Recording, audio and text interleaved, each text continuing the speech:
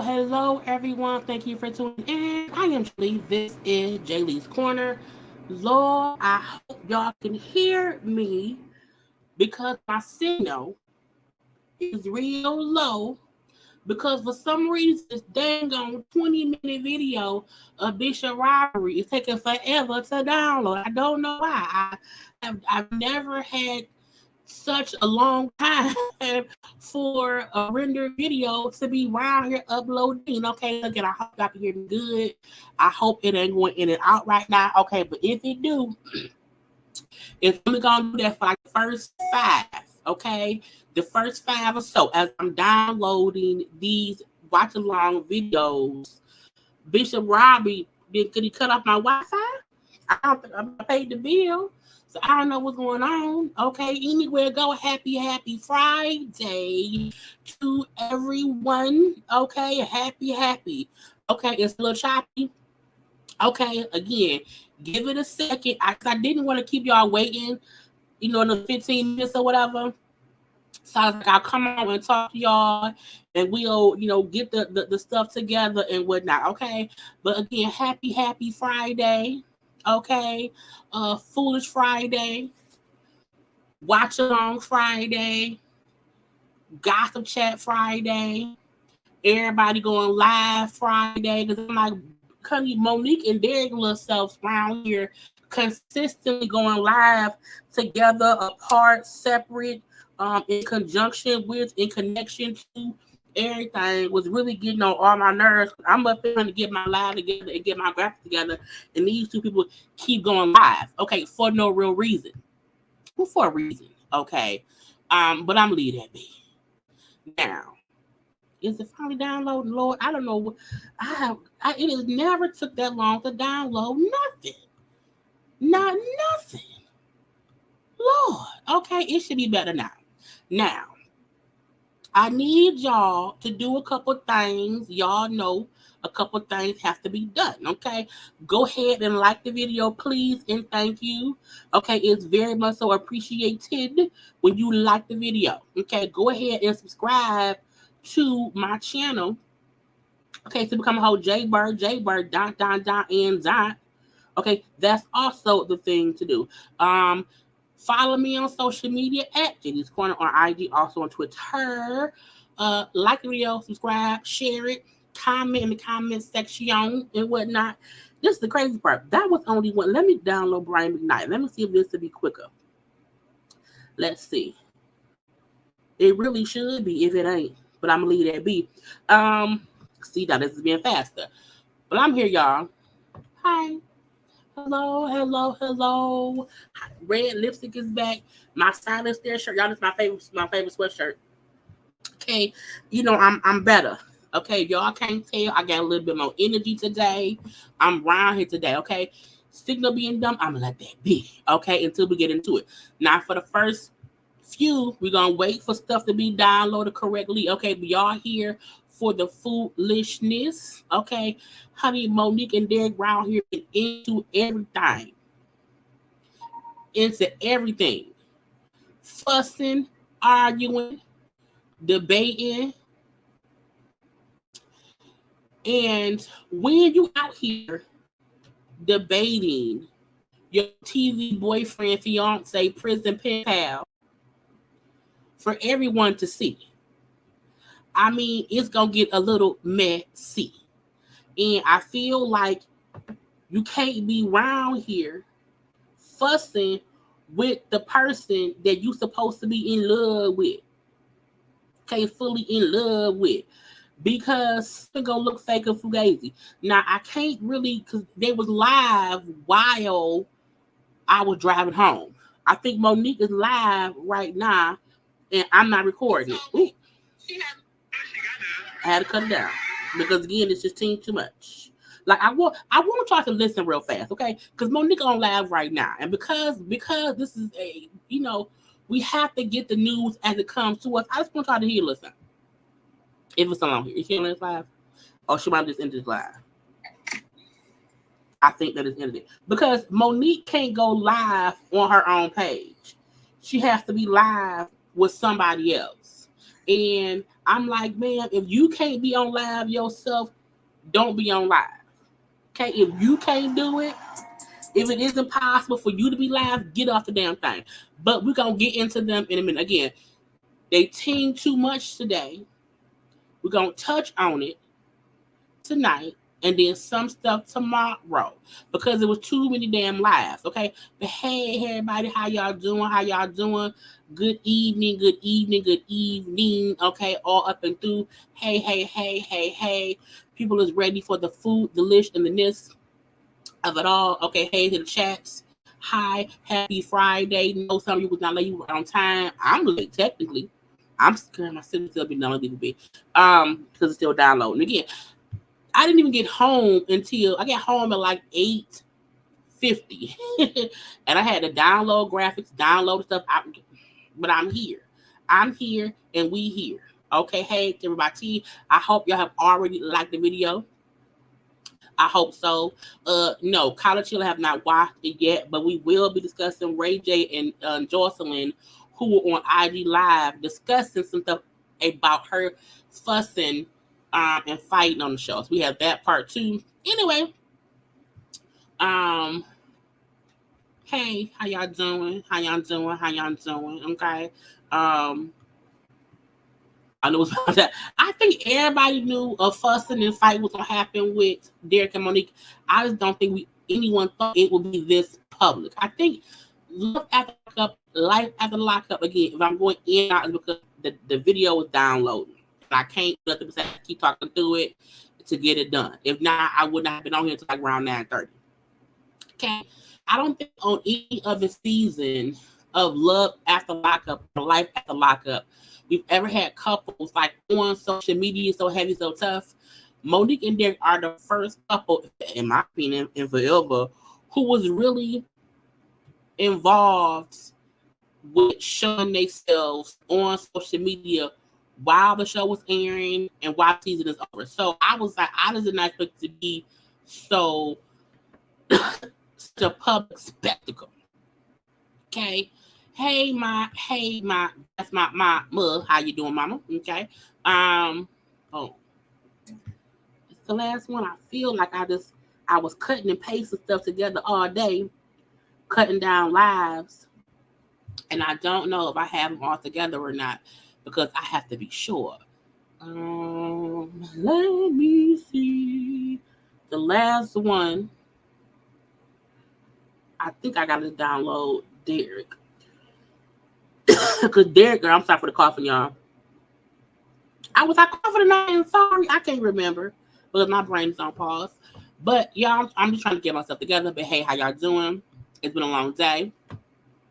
A Mike's Hard Lemonade kind of day. I just got me some water. I have not been back drinking since I have not been feeling too well. But hey to all the people. Okay. Hey to all the people. Honey, y'all talking about College Hill. How y'all having a whole conversation about College Hill and we ain't even watch it? I'm gonna leave y'all alone. Anyway, but hey, trying to get over to the comments of people. That was earlier from here. But hey, girl, I'm trying to still say hi to people. I'm that far behind. Lord, I am really far behind.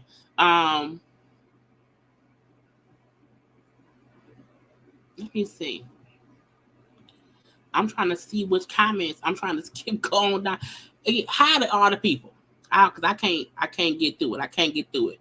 The live was hard to watch. Which lives? Because it's been so many lives. Everybody been live, and I don't know why. Everybody, their mama, their daddy on live, and I'm like, yeah, y'all getting paid for stuff? You gotta be. You have to be. Because if not, what's the point? I want to make sure my ads on because y'all don't tell me my ads and all. But that was hard to watch. Jocelyn and Stevie, J. Jocelyn and Ray J, Monique and them, Bishop Robbery and them. Because it's people. Monique and Derek is one up all day. And I'm like, can't y'all shut up? Can't y'all be quiet? Why not? Why for? Because fussing back and forth on social media to me isn't helping either one of y'all look like the better person. To me, it seemed like I got two Derek and Monique's. To me, it all seemed fake and fugazi. And is y'all looking for some attention or is y'all looking for someone to love y'all? I don't know. Anyway, I'm done downloading. Whatever I don't have downloaded today, we'll watch it tomorrow. Because I ain't got time. I'm tired. Oh, Ray J and Johnson. Ray J and Johnson was on live for like a 40-minute thing or whatever. And I cut it down to like maybe 12 minutes because he's extra, she extra, and it's a whole bunch. Anyway, let's get into what we came here to get into because I think I have all the stuff I need. And if I don't, again, we'll talk about it tomorrow. Who I want to start with? Because we just have to get into the stuff because I have too much watch-along stuff to be procrastinating any more than I already have. Let me be sure I have nothing to say about my IG. I don't think I have anything to say on IG today. I don't think I do. Let me be sure. I can't believe I'm not prepared. I'm just not prepared. Okay, I don't. Anyway, first things up. Let's say congratulations, okay, to Sasha Obama. Okay, Sasha Obama around here graduating from college. It's a graduate around here, okay? She graduated from USC today. You see our forever president, our forever first lady. I feel like I don't know of any other president currently. Well, so bad. I understand. The Obamas will forever be my president and first lady, okay? But congrats to the youngest Obama for being around here, getting a college degree. Okay, congrats to the youngest. Congratulations, confetti. It's always a celebration when people around here get their degree. Okay, and I feel like because we don't see them that often, people may not even remember she's in college and she graduated. They still babies in my eyes. Okay, they still 2 and 3, not 2 and 3. They still 10, 11, 12. Okay, 10, 11, and 12. However, congrats to her for getting her college degree. Okay, it's hard for a pimp out here pimping these colleges, getting these degrees and being fabulous while doing it. But Sasha did it, so congrats. Is it Sasha? Yeah, Sasha, not Mama Liv. Wait, is it Sasha? Which one? Girl, it's fine. It's Tasha. I gotta be sure. My phone been done. So congrats to our cousin, okay? Because she's our cousin. If y'all don't know she's your cousin, then too bad for you. Okay, too bad for you. Anyway, we also want to go into some, news. Jamie Foxx. Now, people have been around here saying stuff that, in my opinion, could not be known as true.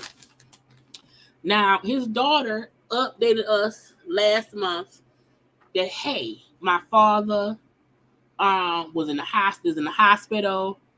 We want some privacy. That was really all we heard then. We still to this day don't know what actually happened. We still don't know what the ailment was at all. But people were saying stuff recently. Oh, Jamie on his deathbed. Jamie is on a life support. There is the work. All this is coming from not any verifiable source. It was all speculation and fodder to me.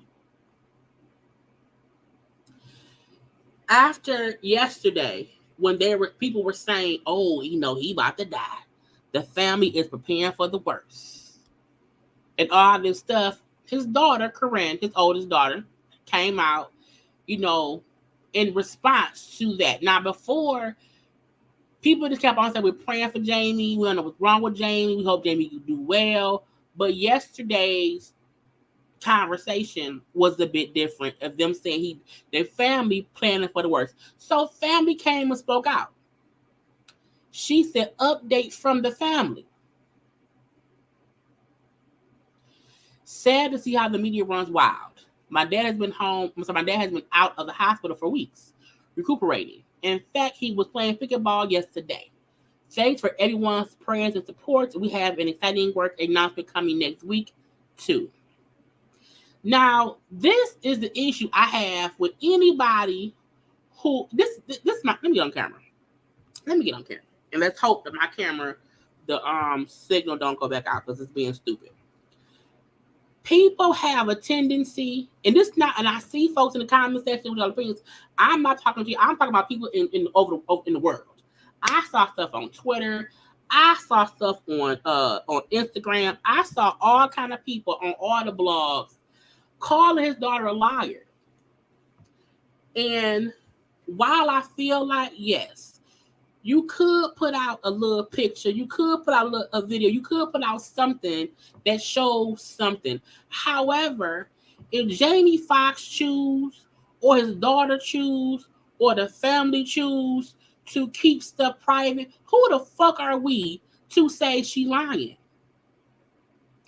I wish my mama was sick and somebody told me I'm lying because I won't share with y'all a picture of my mama. I wish the fuck y'all would. When I was sick with COVID in the hospital, even I did not realize I was live from the hospital. However, a whole bunch of other stuff happened to me that y'all had no clue about. Why? Because it's my private life. And we have to realize we are not old shit from nobody. I was so surprised so many people were upset that they won't share more. I feel like when someone gives the common courtesy to say, hey, something happened to something happened to Jamie Foxx. He was sick. Something happened. We asked for prayers. We're not owed nothing more than that. We're not. Could they have told us a little more? They could have. They don't have to. We have to stop feeling like we are owed more because we nosy. And this comes from a nosy mom. I'm nosy. I want to know too. But I would never question someone's daughter and say, she lying. Why didn't she put out the video of him? Why didn't she do that? Why didn't she do it? I was like, how dare you? If your mama or your daddy was sick and in the hospital and someone then told you, I don't believe you saying they better because you not giving me, a stranger, more information on someone's personal health. Celebrities most of the times give you the bare minimum information just to prevent people from stalking motherfuckers. Period.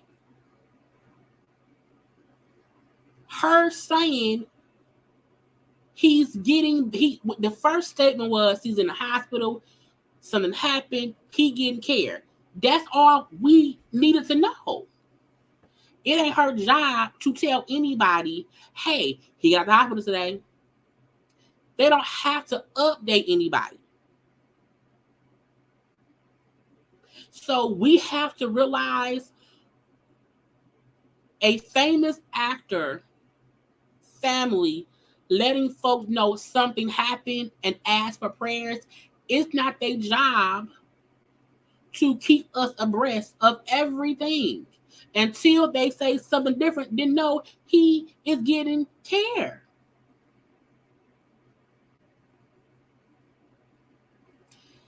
Period. Whatever his daughter chose to say, let her say that. We have to stop being assholes to famous people. I was like, because I posted the same thing. You know, I posted what she said, and so many people, like people, the few folk in my comment section, I don't believe it. I don't believe it. No, you know, and for me, when I post certain stories on my IG about people, I choose to not respond when people just comment for their opinion, because I'm like, I don't have to. That's my business page. Okay, I'm just reporting news. Now on here, I give my opinion. But the fact that the fact that he's been out of the hospital and we ain't know means, bitch, we ain't know. Beyonce had Blue Ivy, them twins. We didn't know nothing. So there are so many famous people who have medical situations, private situations, and they don't tell us because we nosy. We're nosy. And when you don't tell folk your business, they then make up shit. Even if Jamie Foxx right now is dying at the house on his deathbed, even if he is, that ain't our business to imply simply because she did not tell us 2 weeks ago that something, that he was at the hospital.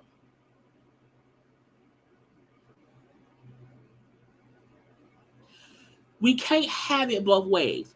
We can't want people to, have their own life and live their own life or whatever, but then feel like, well, let me dictate how they give us information. You can't do that. So I'm like, this is to everybody. To everybody and nobody. Stop being so fucking judgmental when it comes to someone's health. We don't know how serious or not serious it was. We don't know. We don't know if it was a cold, COVID, the flu, a heart attack, a stroke, measles, chicken pox, a sprained ankle, an aneurysm. We don't know what it was. But what we can't and should, I won't say can't, what no one should do is judge how his daughter chose to let folk know. Because one thing about things, if something happens, you don't want people leaking the wrong information. So you put out a general statement, hey, FYI, this happened. People do that to get ahead of a story. It's called the business. So I'm going to need everybody, you should never, ever say that somebody's child or parent is lying because it wasn't enough information for you. Because if your mama or daddy was in the hospital and strangers who don't know you personally told you lying, your mama dead, you lying, your mama ain't sick, or why tell you would cuss their ass out. I wish a motherfucker would tell me about my mama. I wish you would. I wish you would. And that's the catch-22 about having a famous parent or famous child. People feel like you owe them information, and so you give them a little bit, and then they feel they're why tell us? I want to know more. That's what all people do. That's what when Serena told us she had her daughter Olympia, she did not also say, but she damn near died having her. She didn't say that until later. When Beyonce announced the twins was born, she didn't tell her because she damn near died having the twins. Sometimes they give you just enough information that you need and hope you'll leave them for long. Chadwick Boseman died of cancer and was suffering for months. And the one time we seen that man outside, they said, oh, he must be sick. What he doing? He on drugs? He was fucking dying of cancer. But chose not to say nothing. Why? Because people don't respect boundaries.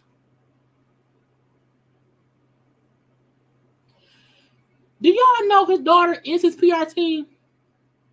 I just want to know that. Do y'all realize Jamie Foxx and his daughter? There's a reason she's speaking for her father. Y'all do know she's also in the business. Y'all do know that, right? I'm just wondering.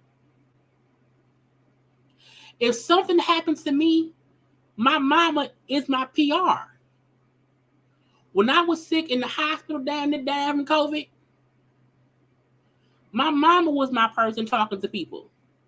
My mama was the one communicating with people. She was. Not my PR team. Not my mama was doing that. Usually some people's person is the closest person to them. Jamie Foxx daughter, who we've always seen him with, she got his cousin. It's not like when Prince died and his sister, his third sister removed was talking shit. No, it's his daughter who we've always seen him with. I need y'all to sometimes use deductive reasoning, and I mean this, and I say this with love. I really do. I don't want anyone, and I'm so aggravated for two reasons. One, because of all the stuff I seen on social media. Before I got on live, I was already mad before I got on here from stuff I saw on Twitter and IG. And speaking from experience of someone who was sick and had to have a conversation about it, and for also from someone who reports on news, and I know how it feels to want to know a little bit more.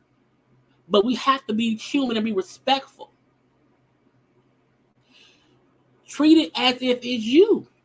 And even if your mama was sick, if you wouldn't say shit, you not Jamie Foxx's daughter.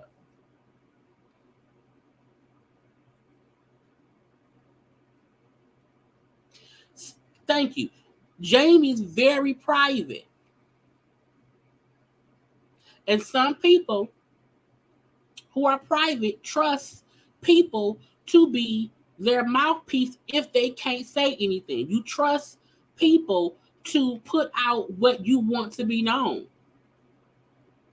But we can't say, well, why she say anything, and then also say she should say more. That don't even make no. That 2 + 2 is 4, not 5. And I'm ranting and raving, but I'm doing it out of love. Because we have to stop being in the headspace of let me rip the straight, let me complain because, and I'm like, can you imagine if he died and y'all up here fuss somebody's daughter, not telling us enough information. Why post and say something happened, but then ask for privacy? Both can be true at the same time. I can tell you my dog died and then say, give me time to grieve. I can say, hey, the actor Jamie Foxx, who I love as my father, but he's also an actor, and so I have to respond to stuff because he's a famous person, and we can't keep it a secret because he's in the hospital. This is the information I want to give y'all as his mouthpiece. You know what I'm saying? We can't be upset about the amount of information someone chooses to give. That's just asinine. But when she said, let me take something off. When she said, it's sad to see how the media runs wild. Because the reason she said that was because no credible source could be cited for who was saying Jamie Foxx around here, his loved ones are planning for the worst. That's how rumors get started. Because someone say something and bloggers and media run with it. And then you put negativity in the air.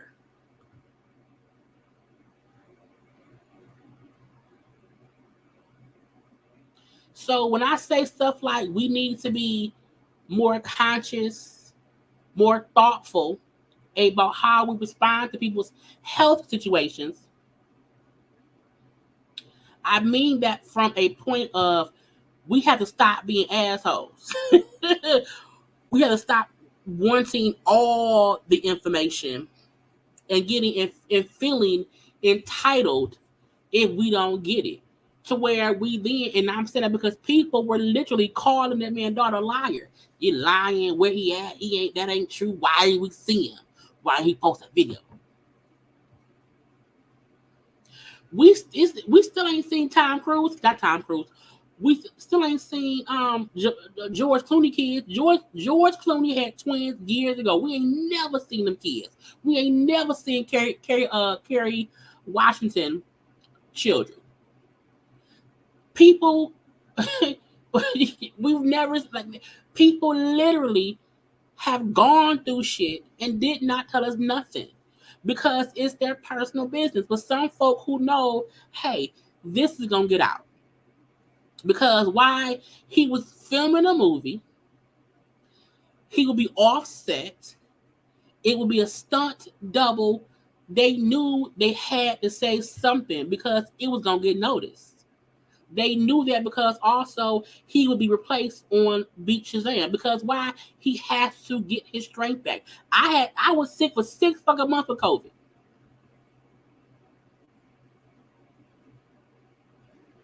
I was sick from January until June with COVID.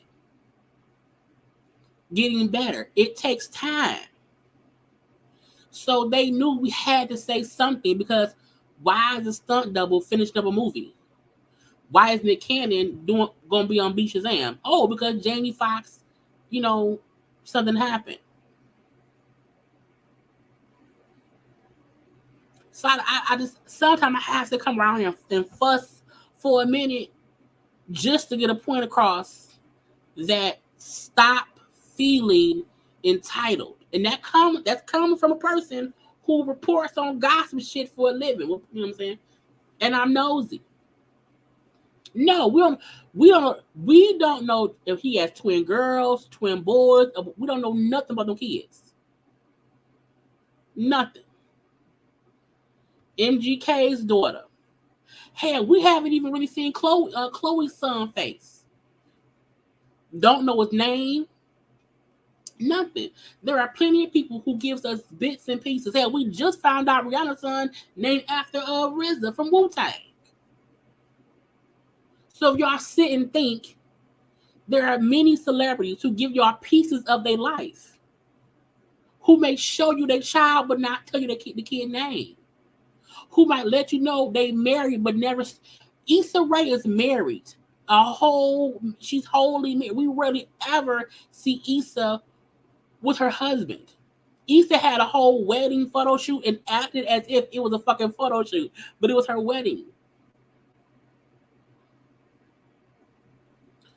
So all I'm saying, all I'm saying, use common sense, use heartfelt thoughts, try to be kind, and don't tell somebody or don't be on social media dragging somebody's daughter, calling the daughter a liar. Oh, the son name was recently supposedly, out here that just Tatum Robert Thompson, but fuck that lady. But I'm just saying, until recently, him saying we did not know the son name. It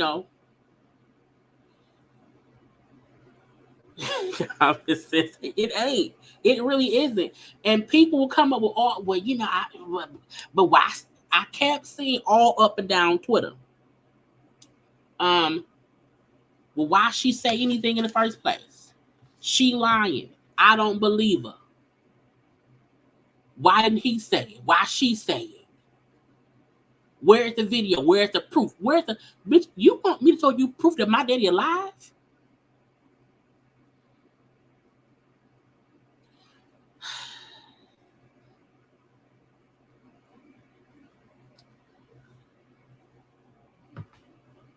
It's the reason why people who are famous try to keep they private life private, because once people think you owe them something, they think you owe them. They think you friends. They think you friends, and they think you owe them something. It's the reason why I keep, my private life private. Like y'all know my mama. You know what I'm saying? Y'all see what the little stuff I post. But y'all don't know who I'm dating. Y'all don't know what I live. You know what I'm saying? It's stuff y'all don't, because once you let folks in too much, it's in too much. Jamie Foxx is very private. He's always been that way. Always. Always. There are many people, celebrities, who are very private.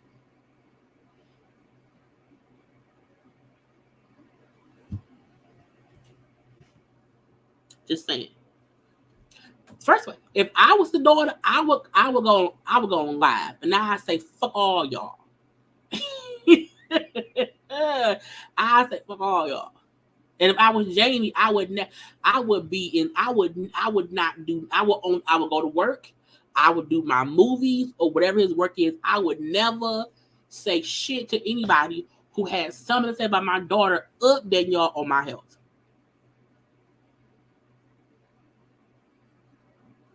Never. Never, ever. Ever, ever, ever, ever, ever, ever, ever, ever. Get on my level, ho. That's what I would say. Get on my level, ho. That would be my comment to people, who would be around here asking me anything. Get on my level, ho. That's what I would say. And that would be it. Anyway. And again, I wasn't talking to anybody on the chat. I've been pissed since I saw the shit on social media earlier today. The name of the song in my intro is called All Right. The artist is Karla Pace. She is my best friend. The link to the song is in the description box below the video. Karla Pace, KarlaPace.com is her website. But the song is called All Right. And I think it's on all streaming platforms. Okay? Anyway, y'all know sometimes I be around here going off. Going going off. Okay? JayBirds wasn't worried about the updates. Not so, you know what I'm saying?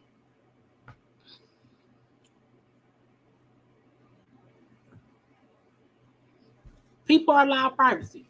That's my whole point. And when somebody round her down the dime, right? that ain't even. You don't even go here. That ain't even his real name. Come on, now, Felicia 28. Let him know that's not the man's real name. Or now, as my mama said, like the video. As my mama said, like I've been fussing a long ass. Y'all, why y'all let me fuss so long? Why did y'all say, Jaylee, shut up? I've been fussing for about 30 minutes. But I love y'all. I love y'all. You know what I'm saying? I love y'all. Okay? But stop being people who think anyone who you don't know in real life owes you anything more than what they told you. Just saying. Okay? Anyway. Y'all be letting me fuss, honey, and I be just going off for a long time. Oh yeah, that's somebody answer. Oh yeah, Eric Bishop is his actual real name. You know. Hey Nay, that's my cousin. Hey cousin. I've been fussing a long time, y'all. Let's move on to what's next. Let's get into Brian McKnight. Okay, let's get into a father who kids won't ever tell us nothing about him because he around here being a POS, in my opinion. Okay. Brian McKnight. Okay. He around here really acting like, people are upset for no reason. Brian McKnight was getting dragged on social media. Okay. Has my audio been, because my signal is at 1, and I don't know why I said 1 still, because I don't know, but I hope this whole time y'all haven't been able to hear me and I ain't been sounding crazy. Brian McKnight brought this on himself. You hear me? Now, we have been, at least I have been, a fan of Brian McKnight, from back in the day. I told y'all my parents got married to one of his songs. I can't remember which one because I was in the 8th grade. No, I wasn't. Was y'all married in 96 or 93? I feel like my parents got married in 93 or 94. So it was a long, long time ago. Okay, but my parents got married, to I think it was back at 1. I think. Okay, so I've always liked that man's music because we thought he was an amazing singer, a nice person. You know what I'm saying? And I always say, I've said it before and I'll say it again. People will disappoint you when you get to know who they are in real life sometime. And Brian McKnight is one of those people. Because Brian McKnight was out here on social media on his own, because Brian's mistake was on his page, he put on there, how he was a father of 1, 2, 3 kids. But none of those kids was all of his children. So that was one part of why folk felt some kind of way. Because he voluntarily posted or had in his bio on IG, let me show y'all, 5 of Julia, Jack, Kikoa, and Brian, which are all children his current wife pushed out her vagina. The children he has, his older children from other relationships, ain't there. Okay, he had then made a post on one of the stepdaughters page, stepdaughter. Thank you. My parents married in '96, which means I was getting out of middle school and going to high school. Okay. Um, Brian commented on one of the stepdaughter page, so his wife's daughter page, saying how she made him a girl dad. So people was picking it up from there. Okay. Then he was being drugged all across the world, Craig, because people felt like, oh, you up here, promoting the new kids with the new wife, and you're ignoring or dissing the other kids. So that whole thing happened. Well, Brian was like, I don't know why all this hate is coming my way. I don't know where the narrative came from. Not sure how these posts that have been sitting here this whole time were left out of the false narrative that is trending abandonment question mark. There's always more to every story. He then put up, some old photos of him and the other kids who he no longer allegedly have a close relationship with. Putting up old pictures, of the other kids, trying to make it seem like, okay, again, it says 390 weeks ago. Bitch, 390 weeks. 300, it is 52 weeks in a year. If Leilani commented 390 weeks ago, I can't do the math right now. That's a lot. That's a couple years. So even if a couple years ago things were okay, we talking about what things is currently.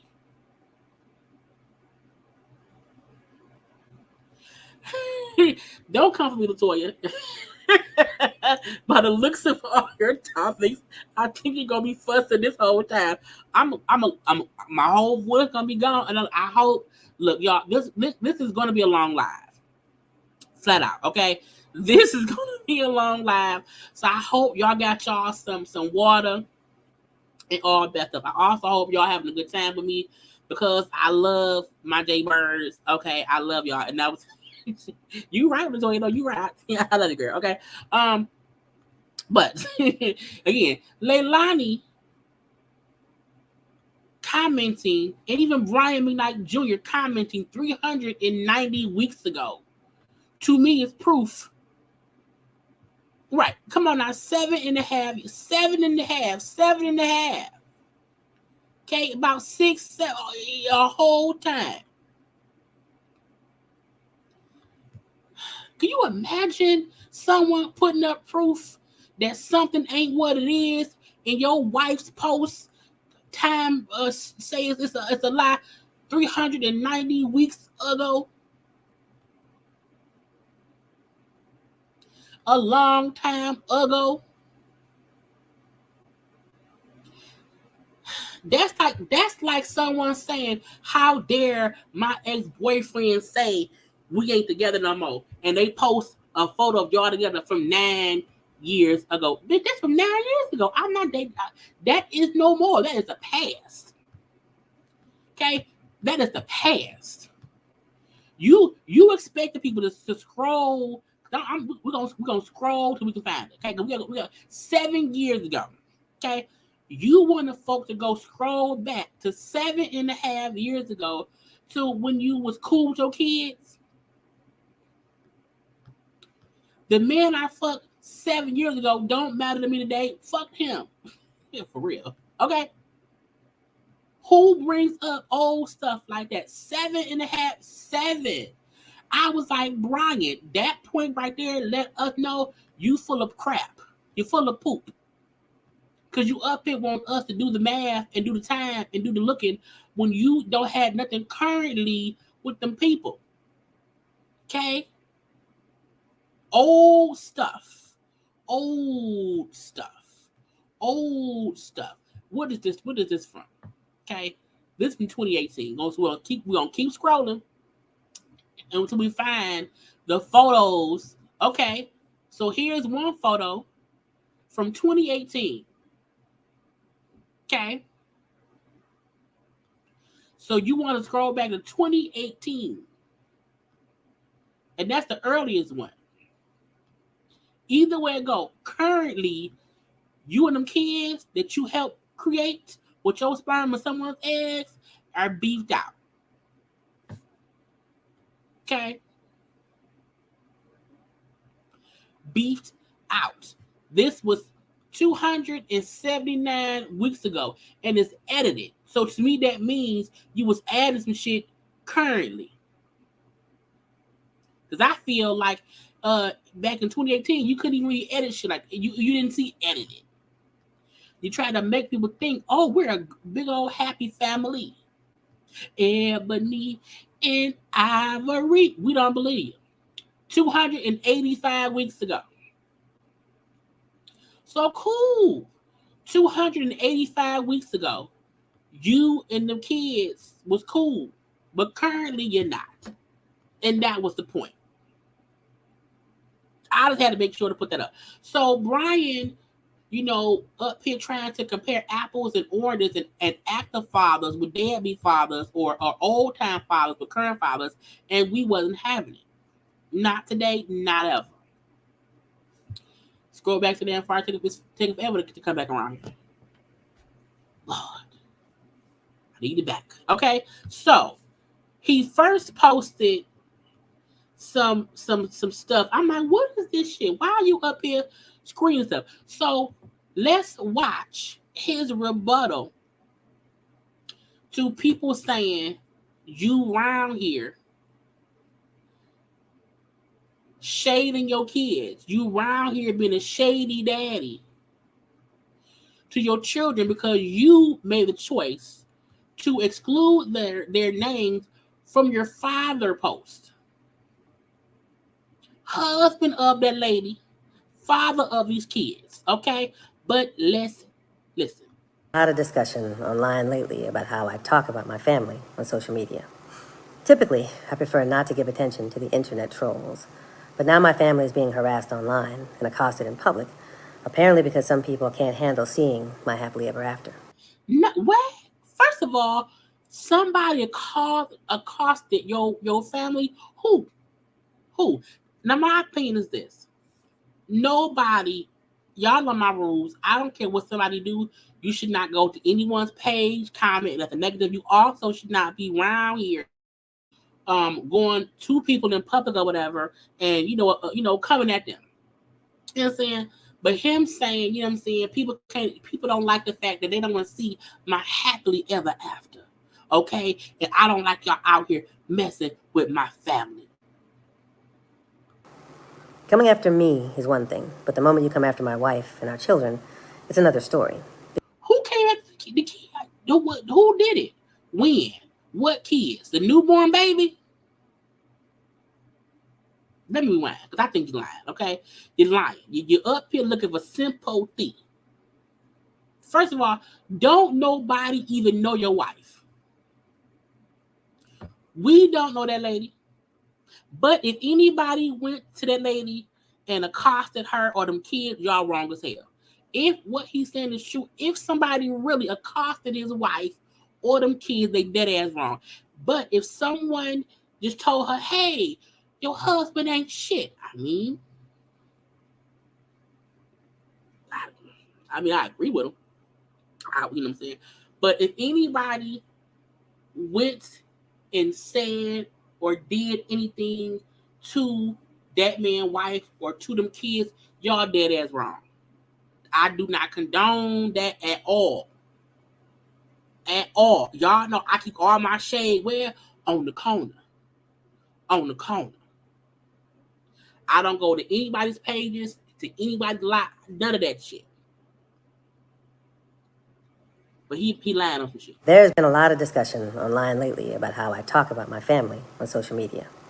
Typically, I prefer not to give attention to the internet trolls. Typically, I don't give attention to internet trolls. Well, sir, why would you you keep putting out stuff feeding the internet trolls? No one asked you to exclude the kids from stuff. And also, I'm a firm believer as well. Once you see internet trolls being internet trolls, just limit your comments. Limit your comments to those you follow and those who follow you. On my IG, you can't comment on my stuff unless you follow me. and or I follow you. That's it. So to me, that's one way to stop people from being trolls. It's easier to block people because they don't have this free access to be saying crazy stuff. So once you see the deadbeat father title has been slapped on your forehead, okay, go ahead and limit your comments because if you do not, the trolls will come after you. But now my family is being harassed online and accosted in public. Again, harassed online, limit the comments. Because trolls gonna be trolled, and we can't do nothing about that besides black people. My love of YouTube is when you block people on YouTube. When you block someone on YouTube, it does not stop them from watching you. It don't stop them from seeing your content. However, it blocks them from commenting. And the great part is they can comment all they want, but guess what? We never see it. It's somewhere in a faraway land of imagination. Because they think they talking to us, but they're not. Why can they block? On IG, if you block someone, of course, they block wholeheartedly. But on YouTube, once we block you, you can't comment. We will never see your comment. You're talking to yourself, okay? So, limit your comments, Brian. Now, whoever he said accosted the wife or the kids in public, y'all ain't shit. Apparently because some people can't handle seeing my happily ever after. Coming after me is one thing, but the moment you come after my wife and our children, it's another story. Because even more important to me than defending my name is defending and protecting them. Oh, the new round of people, not the other round of people, the new round. Okay. I want to address some of these recent discussions. There is a very simple reason why I post about some of my children on social media and not others. The children that I do not currently have relationships with, I don't post about them. It's not about you not posting about your kids. It's when the main issue is when you listed your children of who you are. Because even if you do not currently talk to your other four children, you are still their father. I don't talk to my bio dad often at all. However, I won't be like, I wouldn't actively deny his existence. I mean, the nigga exists. You know what I'm saying?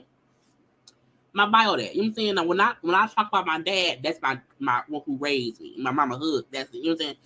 But who you completely commented as if they don't exist. That's the difference.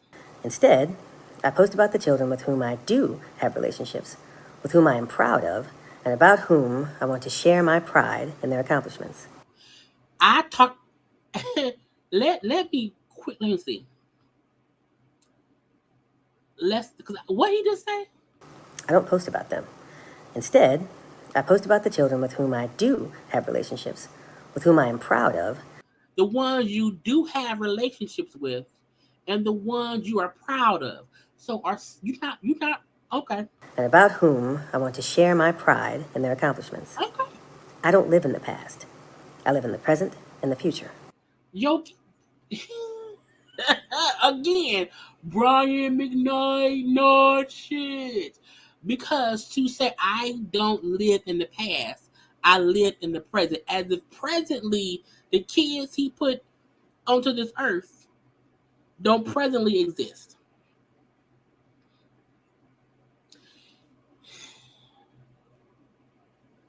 Nigga, what? You not talking about a 1982 Dodge Neon. They don't make Dodge Neons no more. Dodge Neons are literally a thing of the past. I have not seen a Cutlass car since the 2000s. Okay? There are cars that there are no more Nokia phones. Okay? With, you got to push the number 3 times to make it. We don't have that no more. That's the past. Human beings, you can't say, I don't talk about the past, only the present. Like you didn't make them already. Like what? They still here. They're currently present. I am so proud of the man I am today. Are you? Really? Husband I am to my wife Leilani, and the father I am to our children. I'm so proud of our love, our family, our life. So I will, without apology, continue to shout about it as loud as I can. You can, by all means, yell to the mountaintops that you love Lady Lottie. No, my issue, because I can only speak for me, my issue isn't that, oh, he should not be around here boasting about how much he loves his wife. He should not be around here, saying how much he loves the kids. My issue is you're putting them above the other kids as if the other kids don't matter, ain't really here, and they are a figment of your imagination. Now, I've told an ex or two, I need you to disappear. I need you to no longer be a point of reference in my brain. I need you to be a figment of my imagination, like you did not exist. That's an ex-boyfriend, not a child I pushed out my vagina, or a child that you put your penis sperm. You know what I'm saying? Whatever. So, like, how are you conflating the issue as if people have an issue with you loving your wife and the kids y'all currently have? That ain't the issue. Mm-mm. It's like you a step parent to her other kids. Cool. You supposed to love the kids. Cool. But when you start talking about your other children from your previous relationships as if they don't exist, that's the issue. That's the issue. If you can't help or handle seeing happiness and love, then I respectfully ask you, why are you even on my page? Maybe you should ask yourself that too. Well, the blogs posted it. You know what I'm saying? Look, people messy. You know what I'm saying? People is messy. When stuff ain't going on, they'll find stuff to be going on. And you can't be surprised at people's response to your response. And this statement that you put out don't make nothing no better. Another thing a lot of people have been talking about is the lawsuit my adult daughter Brianna brought against me a few years ago. Now, Brian McKnight's daughter, who's an adult, sued him for defamation because he had allegedly posted comments somewhere that she had a relationship with a family member. And so she sued him for that. So that's what he's just talking about. There's been a What father? I ain't ate y'all because I got home. Let me give me a present. What father would go on social media and say their daughter had some type of sexual relationship, incestuous relationship, inappropriate relationship with a family member while they were underage? Why would you put that out? Like, for why? For why? How did that happen? Brian? Hey, Brian, how does that happen? What was the point of ever putting that out?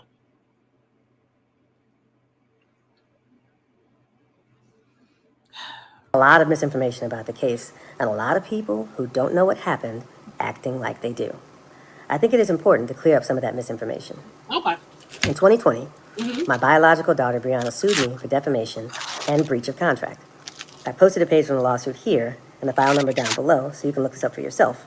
Okay. So, sorry, y'all. Sorry. That bitch eating pretzels. Why you eating on camera? It's all loud in my ear. Because I ain't ate all day. Brian posted these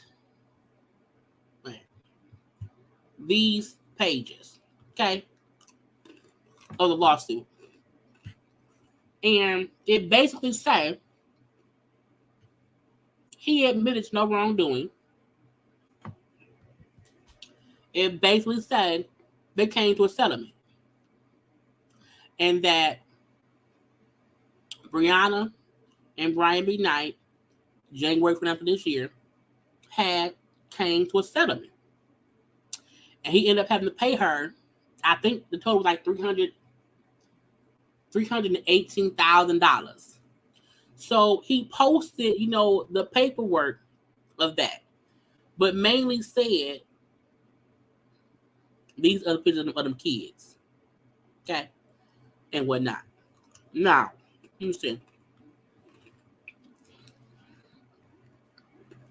I'm trying to copy stuff, but he was showing how the court case was the money.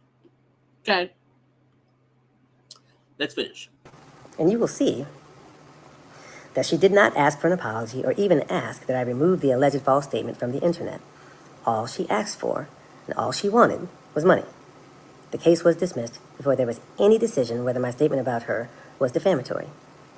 Again, she settled. They settled.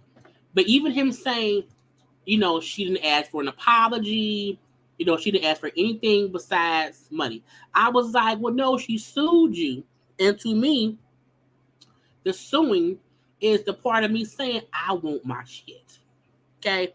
And for you to act like, well, because she took a settlement, that means she didn't care about anything else. Okay? That means, she didn't, it wasn't really true. It means, well, it's gonna be this. I was like, sir, you want people to feel like because she didn't go through the whole case and she settled for some money, that what you did wasn't a lie. I felt like my opinion was when you go to court, your lawyer sometimes will say you probably should have settled because you may not get more money, you may not win. And if they're offering this for a settlement, just take the settlement and then leave it be. Now, I'll give him this. If your daughter sued you and you don't want to be cool with that one daughter, whatever. But why are you not cool with the other kid? A parent who fall out with one kid, it can happen. Some kids be fucked up. But a parent who is seemingly not cool, not close with multiple kids from his former relationships, that's on you. Because how did you fall out with all of them?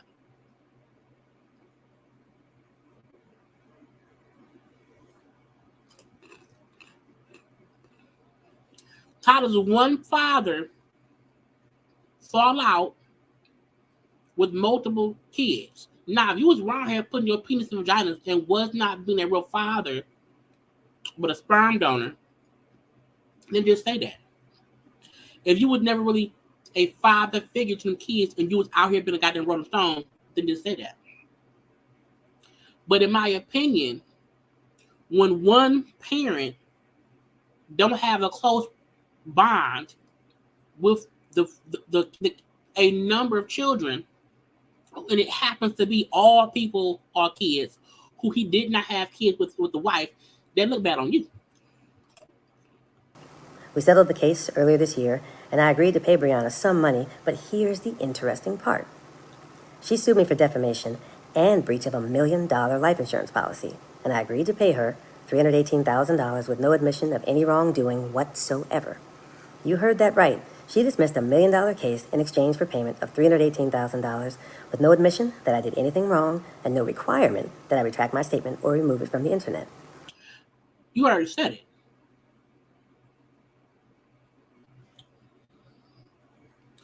You have already said it. Now, let's pull up the court thing. Because as y'all see, he gave us the case number. So I pulled up the case. It says in August 2019, Brian McKnight posted a video on his social media accounts. He made several comments about his daughter, Brianna. Most notably, I caught wind that there was an older cousin who was quite possibly having sex with her.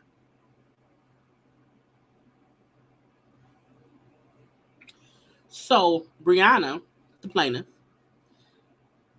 said his claims were it was defamation and false light invasion of privacy. So defamation means you are defaming my character by putting out something. Invading privacy is posting publicly something that happens when I was a kid. So that's what she sued for. It really wasn't even about anything except you defamed me by saying something publicly that was private. You said it publicly. So you defame my character of now I am someone who had a relationship with a family member, but you also invaded my privacy. Okay, let's keep listening. If someone said that I did something I didn't do, and I won a case proving that I didn't, I demand a public apology. I demand an acknowledgement of wrongdoing, and I demand a retraction of statements. The face value of that life insurance policy was $300,000, with $18,000 worth of interest. I did not defame her. I made no false statements. I made up no stories. You can do what you will with that information in deciding who you think won the case. I know that some people on the internet would rather not know the truth about what happened, but for those of you with an open mind who are more interested in facts than rumors, I hope this helps explain what really happened in that case. Finally, Fuck you. Sir, I also want to know defamation does not always mean false. Defamation means you're saying something that still defames my character. That's why she also did invasion of privacy. From what I can see, when I skimmed it,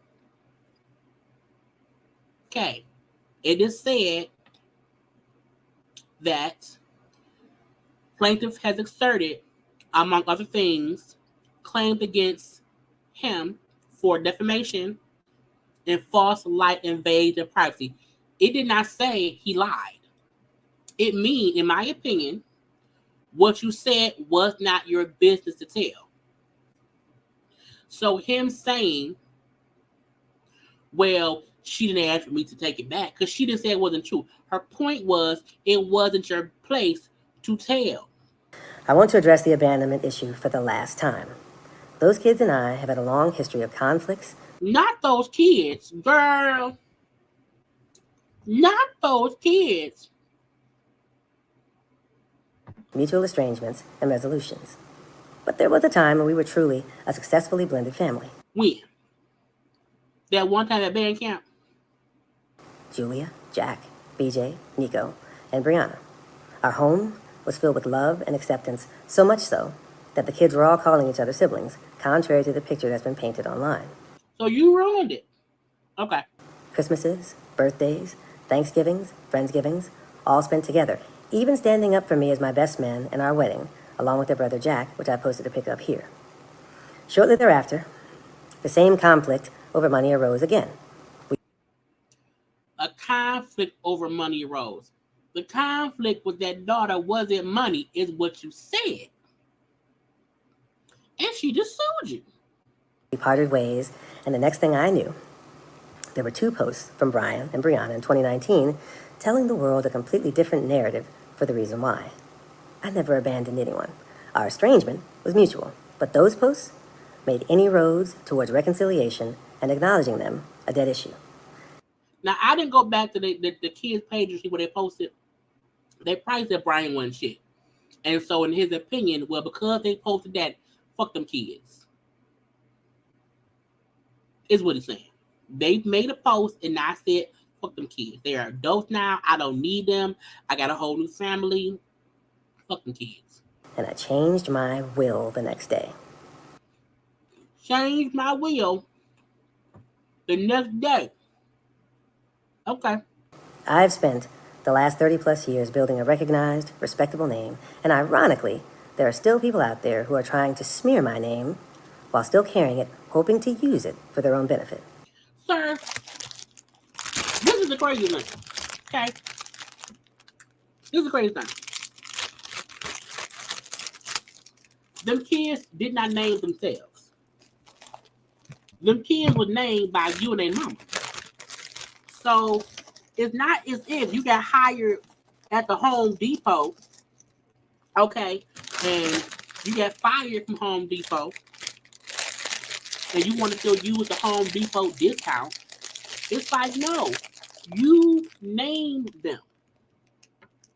You and their mama gave them their name. That's on them. But it seemed like you never had an actual bond with them at all. I make absolutely no apologies for naming my infant son Brian. I want him and the world to know that he is the one who is my true legacy. Not my first son, Brian. The new son, Brian. That's my legacy. So I'll be over here, continuing to love and protect my wife and our children as we continue to love our life. And so, Brian McKnight, I want you to continue to love your wife and them kids and all that shit. Please love them forever. If the wife he's with currently sees all this and likes all this, man, I hope that he never stop loving you like he stopped loving them kids, okay? Any parent who will just say fuck them, because my thing is, again, parents and kids relationships can be tough. I know that. I can completely understand that. However, anybody who falls out with multiple kids, who he refers to as them kids, to me, there was always an issue with them kids. Because, I mean, I don't believe, did the kids rob you? Are they drug addicts? Are they alcoholics? You know? At what point did you get so far removed from being their father that you look at them as them kids over there? You know, at what point are you okay with just accepting fucking kids? Thank you, Samantha. Stopping by, show some Warren, Michigan love. Thank you very much. Thank you very much. Thank you for the super chat. Okay, thank you very much. I feel like Brian McKnight don't realize he is shooting himself in the foot because some folk just will not see it for you. You don't have to you don't have to accept bad treatment from them kids, but it just seemed like the issue is you. And because it seemed like the issue is you and you're avoiding that thought in your mind, I mean, I don't want to hear you sing those songs. So, Brian, you have shot yourself in the foot. Because I would not have said nothing. If I choose to not be cool with my kids, no one will ever know. I will love my wife and the kids I'm with, and no one would ever be the wiser. But because of how you move and groove around here, people realize, oh, Brian McKnight don't fuck with his kids. And people didn't like it. And you making a whole video doubling down on not fucking with your kids, explaining how them kids, them people over there is out your life, people will still feel like it's your fault. Because you the adult. They didn't ask to be here. And it, to me, anybody who falls out with multiple kids, you the issue. Okay? Now, y'all need to do what? Like the damn video. Like the video.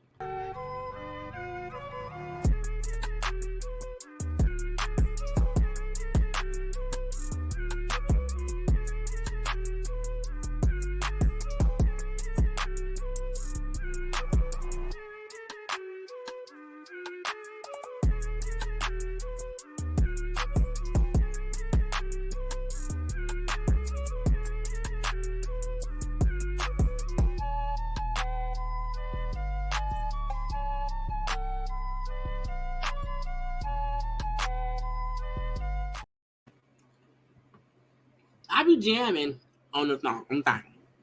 Let's move on to Derek and Monique. Now look, Derek and Monique is gonna have to be a two-part. We're gonna have to watch their stuff tomorrow too, because these two people right here was fussing for hours on live after live after live today. They was on live with this promoter man. They was on live together. They was on live separately. They was on live with Derek was on live with Tasha K. It was just a whole lot of foolishness. Okay, so I have two of the lives because the other stuff I haven't fully watched. I did not have time to cut it down because they were doing too much. Derek and Monique, who we know is from the latest season of Life with Love at the Lockup. People don't even feel like they are a true couple. People still feel like they faking fugazi. People still feel like they lying to us on a regular basis. And people should know it's probably true. Because I have never seen people back and forth it so much if they done with each other. I've never seen people back and forth it so much in one day. I felt like you couldn't calm the fuck down. You couldn't just stop. Not at all.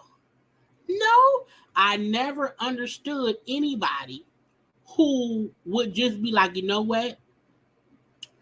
I'm gonna just keep beefing with you. And I was like, well, why? Why keep beefing?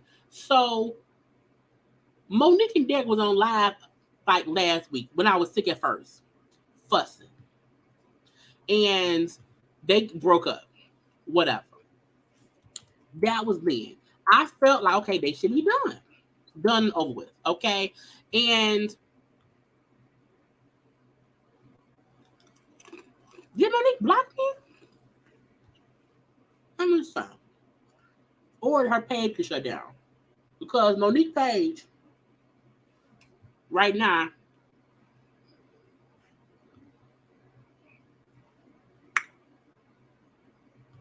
let me share my screen.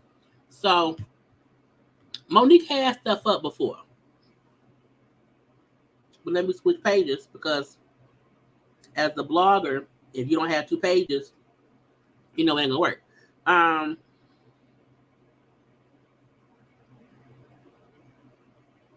Oh no. She took all the stuff off her page. So cool. She did. I thought that she did. Only who blocked me? Cole Star Curry blocked me, and somebody else did. I can't think of who it was. But Monique had posted up earlier. She did where they gone. I thank God I saved them. So Monique was out here claiming Derek was being abusive. Okay. So this is what she had posted. So I'm thinking because she posted all the stuff, she just took it down because it could be some trouble. Monique said, let's talk about it. I protected you all the time. I endured a lot of hurt and pain just to save you. You never had my back or loved me for real. You beat this out of me plenty of times. The last time you put your hands on me, you saw that I was recording you, which is why you broke my phone in pieces a couple of weeks ago. You got mad because I didn't delete the video. Once I got my phone back, you bent my fingers back in the car and made me delete every picture and video I had on my phone of you being abusive. Or how about the time you took my wig off while it was outside and stole my phone, which is why your PO ordered you to go to anger management, and I protected you that time again because I didn't want you to go back to jail. But enough is enough.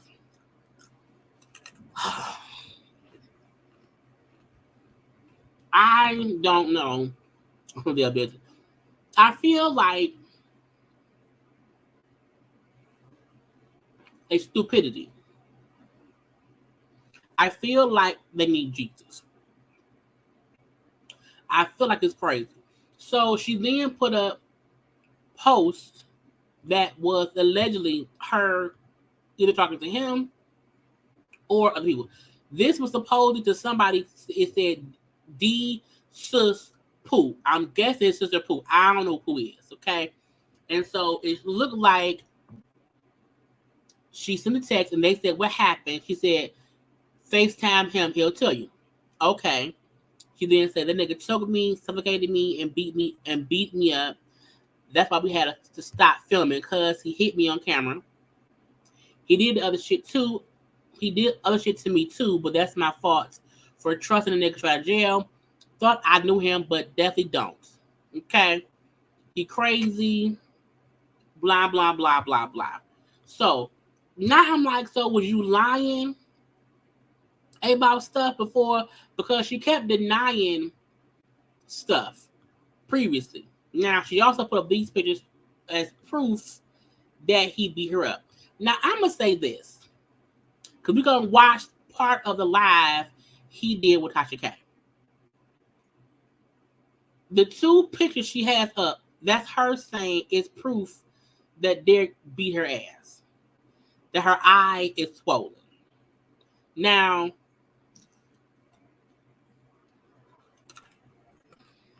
as a plus size woman, sometimes our faces, are swollen. Sometimes that's what it is. Now, I also feel like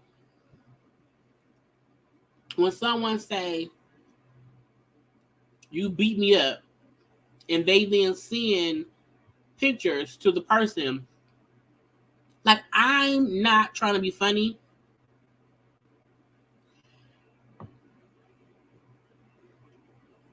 Those pictures don't look like,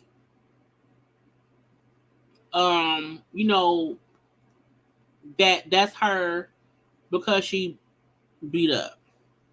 That look like one picture of her not smiling and one of her smiling. Her cheeks are just, she has high cheekbones. And right, I think that too.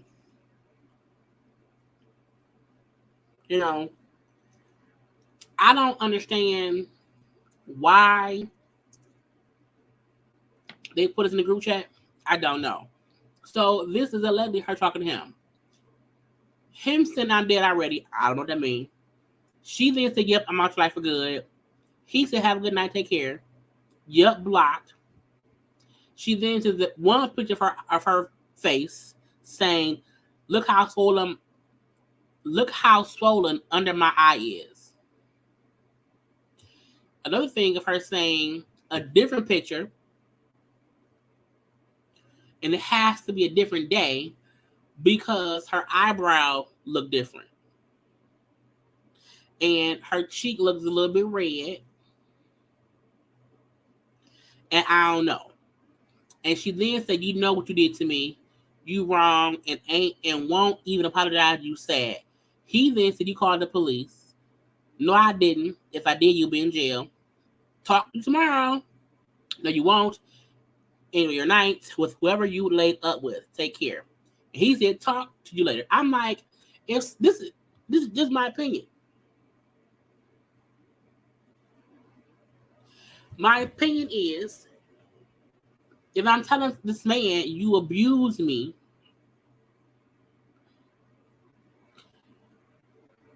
I just won't care who he laid up with. I'm calling the police.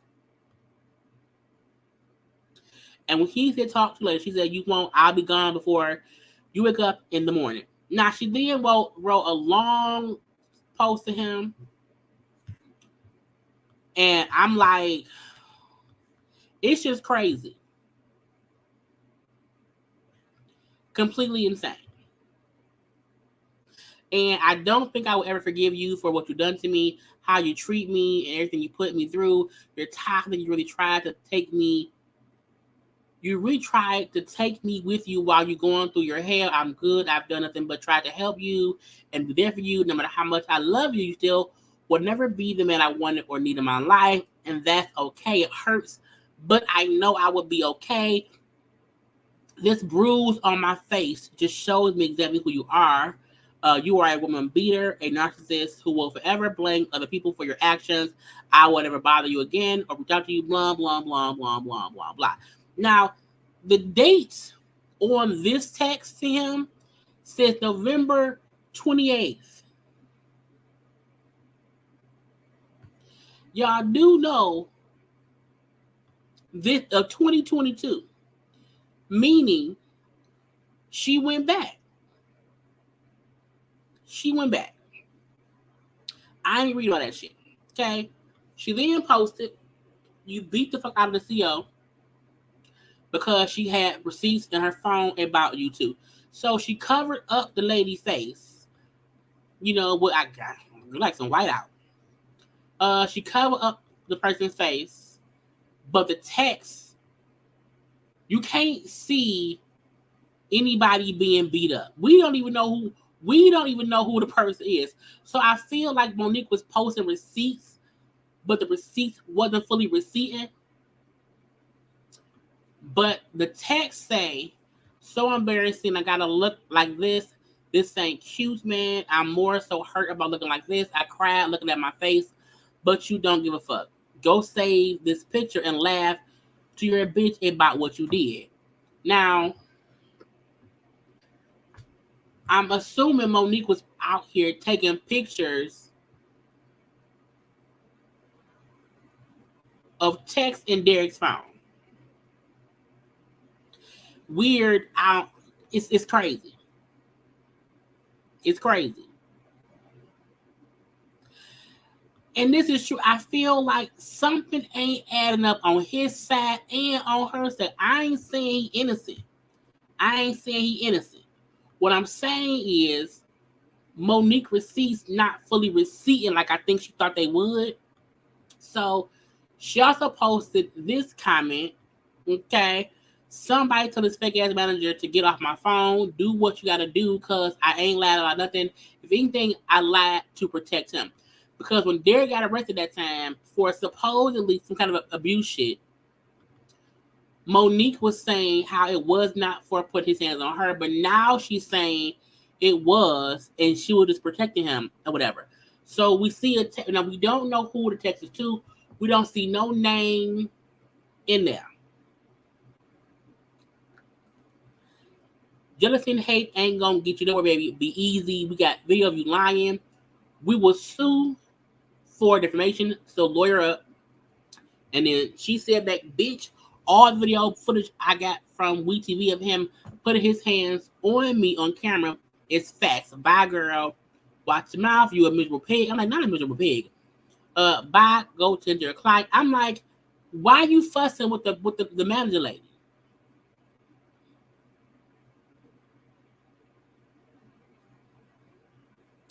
And even her saying, I have multiple clients, which you are not. Be blessed and make sure to promote your own business as much as you post about Derek is gonna. It's giving them sets. Have a good day.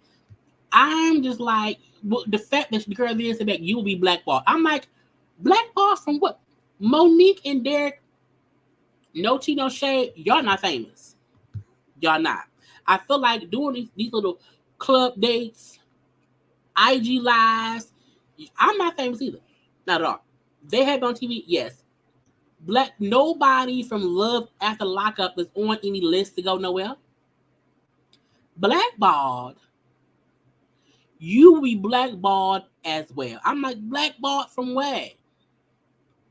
From WeTV? She then said, I told him to leave me alone. Now it's up. Let's talk about me going through your phone a couple weeks ago, and you was messaging gays and transsexuals in vanish mode. I was so disgusted. We ain't been right since, to be honest. He couldn't even say nothing. He said to fight me. You know, he tried to fight me for the messages, but made sure I got, girl. He tried to fight me for these messages, but I made sure I sent them to myself first before I confronted him about it. Good thing I did because he tried to get violent with me, but I went on ahead and let him delete it because I had already sent it to myself.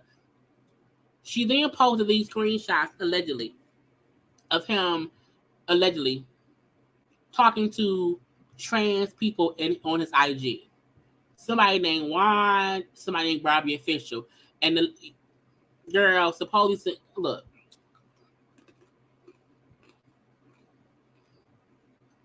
I don't know what they're like. I don't know. Okay, messy, messy, messy." The weird part about it is, I just feel like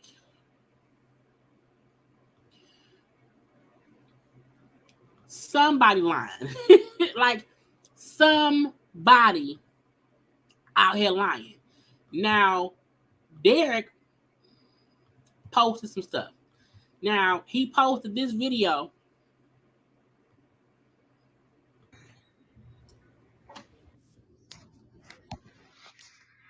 Derek, didn't you say you don't want me to record you on my phone?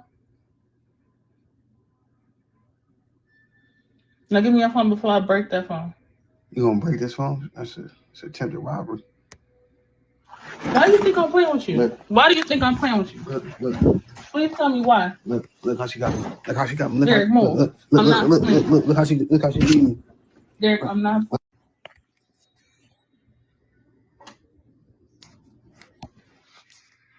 Derek, didn't you say you don't want me to record you on my phone?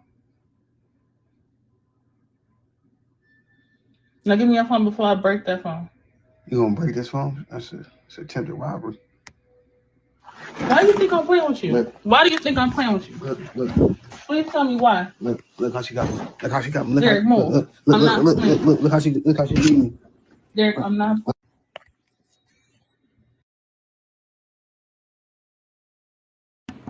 I'm off mute. I know I'm off mute. He posted that. He also posted. Now, some folk kept saying that it looked like it was a skit. Okay, I don't know. Both Derek and Monique separately did interviews on IG with some dude named, it was like Tea Time. And when the dude interviewed Monique, he asked her about Derek being abusive. So Elizabeth had put out rumors, and I know Derek denied them, but I would love to hear from you. Derek has never beat your ass, right? Put his hands on you. He is not into the whole domestic violence shit that the sister Elizabeth be talking about. Derek don't put his hands on you, right? No. Okay. That is good to know. But I realized that you didn't answer my question. So Elizabeth had put out rumors, and I know Derek denied them, but I would love to hear from you.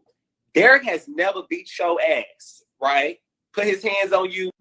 He is not into the whole domestic violence shit that the sister Elizabeth be talking about. Derek don't put his hands on you, right? No. Okay. Good. Now, also, they were on Radio with Ezra Yee. Okay, now let me. I'm not going to play the audio because I don't know if it's going to get flagged. But Ezra Yee asked as well about the allegations from Elizabeth that they be fighting. So she's asking them about it. Monique didn't answer. Derek answered. And Derek said, no. Monique just sat there and she didn't say nothing. And also, we can't act like when we are being abused, we lie. You know, like I said, somebody lying. I just don't know who. Now, because of all the stupid stuff, they both were on lives. I have two of them. I first want to go to, they was on the live with a dude named Busta Move 10. Now, Busta Move 10 have the whole live on his page. I'm going to put that up tomorrow because I don't have time. However, there was fussing back and forth on there of Derek denying, messaging trans people denying abusing her, whatever. But at one point he hung up. At one point she hung up again. They were live like as I was driving home and getting on here. So I did not have time to edit down the shit. Okay. I want to show y'all one or two of the videos. This was Derek and Monique talking, fussing back and forth. This is a snippet of how crazy they is. You ain't never busted. Man, I ain't do none of that. I'd have been in jail if that happened. Derek, you ain't in jail because I ain't called the police on you. You did. Derek, when we was in Shaker, I'm talking about when you busted my nose. Man, you called the police on me. Derek, when we was at a booth spot, yeah. Why I ain't go to jail then? I'm talking about. Why I ain't go to jail? I called the police on you. Why I ain't go to jail, Monique? Because I ain't do nothing to you. No, you didn't go to jail that particular time when I called the police on you at booth spot because they asked me, did he put your hands on you? I said no because you didn't hit me at that time. Man, I ain't hit you at no time. We get my phone back. Man, That's why you didn't go to jail. I don't be putting my hands on you. I only think I'll take your. You just on the phone, boo. I'll take your wig off to be funny, man. That's it. You don't like that. You don't want to be seen without that wig on your head. I mean, a lot of folk. Look. We ain't never seen her without that wig on. Never. Okay, Derek. So what's next? Man, listen, man. You owe me an apology, but you ain't gonna give me one. I know, because you hurt right now. You hurt. You just was crying to the homie, man. A party promoter, a club owner, you was just crying to. You barely even know this person about the love you have for me, the bullshit you just done. You was just crying to another man about me. Derek, the whole point is the live they did with the Bust a Move dude was 40 minutes long. A party promoter who they don't know like that. And I'm like, y'all is crazy. Delusional. You won't even own up to the shit. But what I'm saying is, when you came into Chicago, we was filming. You busted me in my nose, had me man, leaking. stop it. Stop on, it. now, tell the truth. You busted me in my nose and my lip. Stop it. You don't remember when I called Sarah when I locked myself in the bathroom because you was beating on me? Stop playing. Man, stop it. You lying like fuck. I don't need to lie on you.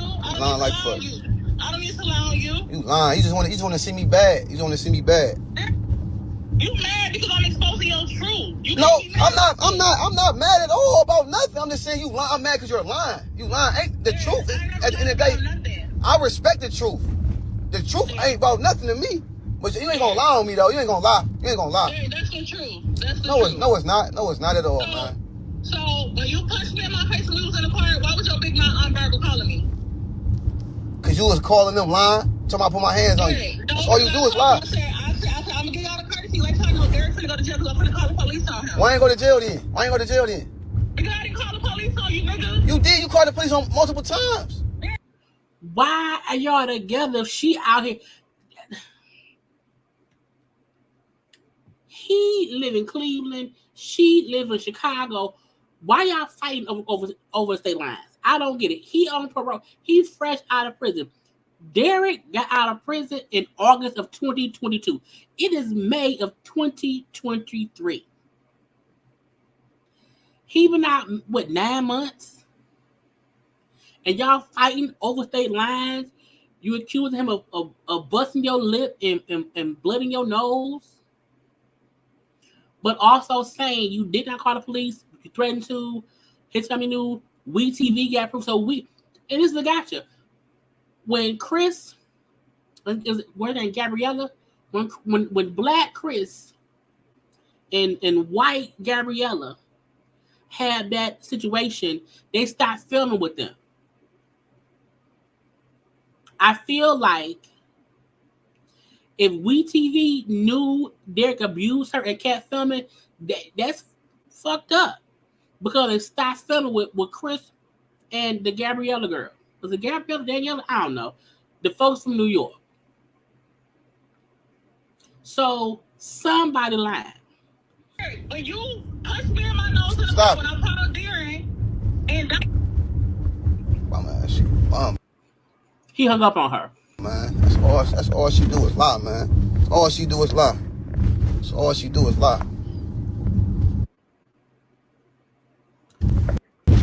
me see. He on live. She kept calling. That was one of the lives. Okay, part of the live. Now, at some point, for some reason, where is it? When they were on live, Tasha K was on her YouTube live interviewing Derek, who was on his IG live. So I got the live of him and Tasha K from his IG live. Okay, not from Tasha K. And I'm like, bitch, what? So this is him talking to Tasha K. Monique was able to have a conversation with one of the cast. She told me what was going on, and I let them like, okay, you can hear our story. So it went from there. You know, they liked the story, they was intrigued, and they signed us up for the did the application process and whatnot. And like we ain't reach out to them, we ain't signed up for nothing. They just did, after they heard our story. Okay. Now, so fast forward to the proposal. You guys are happy. And so was it your man? Because I spoke to your manager earlier. She's a very, very nice woman. And I think she's going to do good business for you. Okay? Okay, I'm listening. I speak to a lot of managers in this business, and it's hard for me to say that these are good people, but she is very honest, authentic, and straightforward. Okay? Right. I'm listening. Okay. So was it, because I know Monique controlled a lot of the PR and the bookings for y'all, and I had to go through Monique to get to you and the management there. Does this have anything to do with you separating and getting your own management team? I'm saying it has a lot to do with a lot of things. That's one of the reasons why, like, I felt like instead of being like stagnated and at the standstill with Monique, because Stagnated? Is stagnated a word? Monique didn't want to do a lot of interviews because she wasn't comfortable for who she was as a person. She wasn't comfortable in her own skin. What's that noise? Is that the car door? Yeah, that's the car. Okay. Close the door, because it's beeping online. All right. I ain't gonna keep you too long. No, but I'm actually, I was driving, grabbing some food, because after all the bullshit. Oh, what you eating? What you eating? No, I ain't gonna do all that. But I said, what you eating? I'm saying I ain't gonna do all that, but go ahead. Oh, okay. No, it's cool. I just didn't want the beeping in the background. Okay. Okay. So she didn't want to do a lot of bookings and things like that, so you decided to go get someone that would just get you separate bookings, so you didn't have to wait on her. It wasn't so much separate bookings. It was just more so somebody who understood what I wanted to do, my vision and my path going up, moving forward. So, because he want to be in the public eye. He wants to be a public figure in the reality show world. I think Monique don't want that. Monique do seem subconscious. In interviews, she don't talk much. She is very, very, very much so into herself in like a little cocoon. And he's always trying to make her talk. So now he was driving what was his seatbelt wasn't on. He didn't want to say that. But the people who was working with them before probably had to go through Monique. So he like, I gotta get my own person, because if she don't want to do stuff, I still want to do it. I agree. He has to make money. He not gonna get no regular job. And why not? If he can get these bookings or whatever, why not? If you don't want to do it, let him do it. So I'm thinking that must have been where the issue started. With that being said, I did a little research.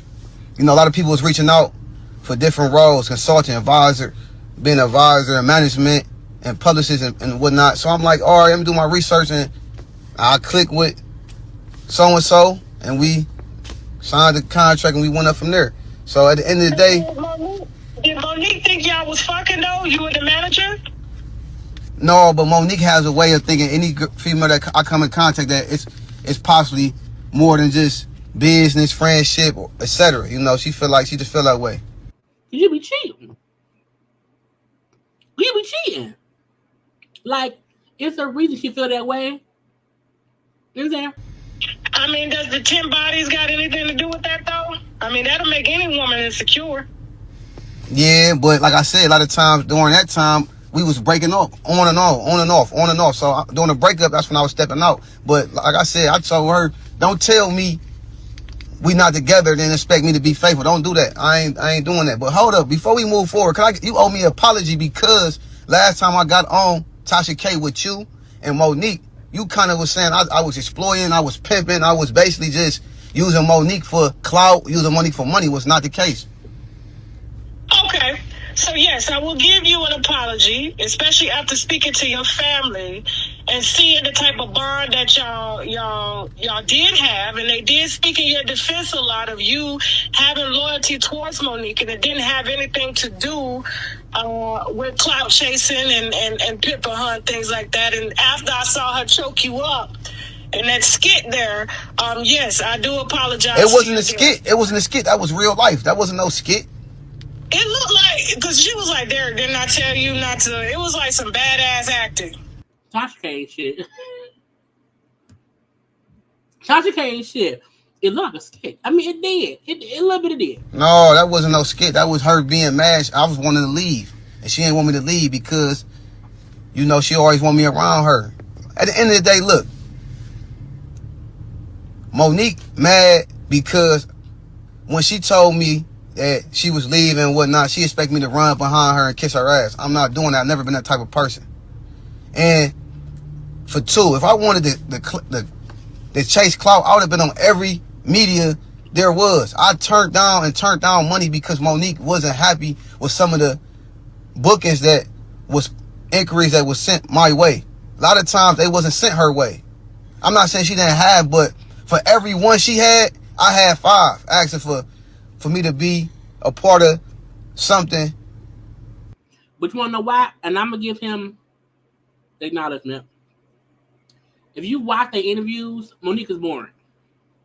If you watch the interviews, he is the one that's interacting. So people are going to want to see or book somebody who they feel like will give them energy. If Monique ain't going to say shit and going to sit there and be a deaf mute, she won't get booked. So I think people did try to book him. They felt like at least if we book him, he going to be amped, have energy, talk, answer questions. Monique always sits there and she just doesn't say much. And you have to force her to answer questions, to give, you know, like even when she be on lives, you know, she don't show her face. Like, I'm like, why are you not on camera? Like you were on a whole TV show. And if you want to be popping, if you want to be in the blog, not the blog, but like this in the room with people, you have to be energetic. You can't be boring. And Monique is, she's extremely boring on interviews. Like, period. Like he usually is doing more of the work. So I will say I believe him saying that more bookings came for him and not her. And that could have pissed her off too, because it could have made her feel like, okay, who you fucking? And she was like, wow, why they asking about you? Hey, for their own reasons. But at the end of the day, it's not about clout chasing, about not a bag. I've been had things going on before I met Monique. You was a drug dealer. You can't compare being a drug dealer 10 years ago in these streets, then being in prison, meeting her, 2-3 years ago while you were in prison. Y'all two being together helped both of y'all be where y'all are now. Because neither one of y'all have done much besides be on the show and be arguing and fussing. And now because of all of this, y'all probably will not be on next season. Because while WeTV, have racket shit, I don't think they're going to have them back, especially with Monique saying that WeTV has footage of him abusing her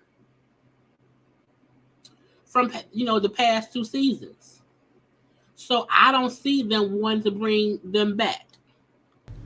I understand, but Derek, you have to understand, okay? So you're with this woman who obviously has insecurities and things like that. The world is putting her insecurities on display. She's not helping the situation.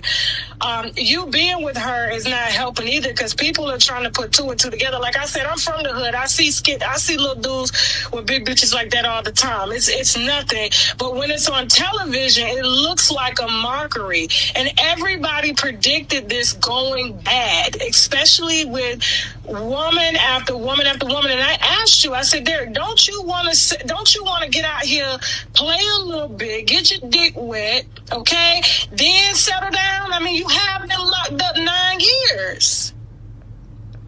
So what? I asked you that. So what did you ask me? What did you ask me? No, because during the interview, listen, you said no. Hey, listen. At the end of the day, listen. You don't know the full extent of me and Monique's relationship. When I was locked up, Monique was stepping out our relationship. She was going, having fun and whatnot. And I told her everything I was going to do when I came home. Yes, I was going to do these things, that, and the third. Now, y'all remember,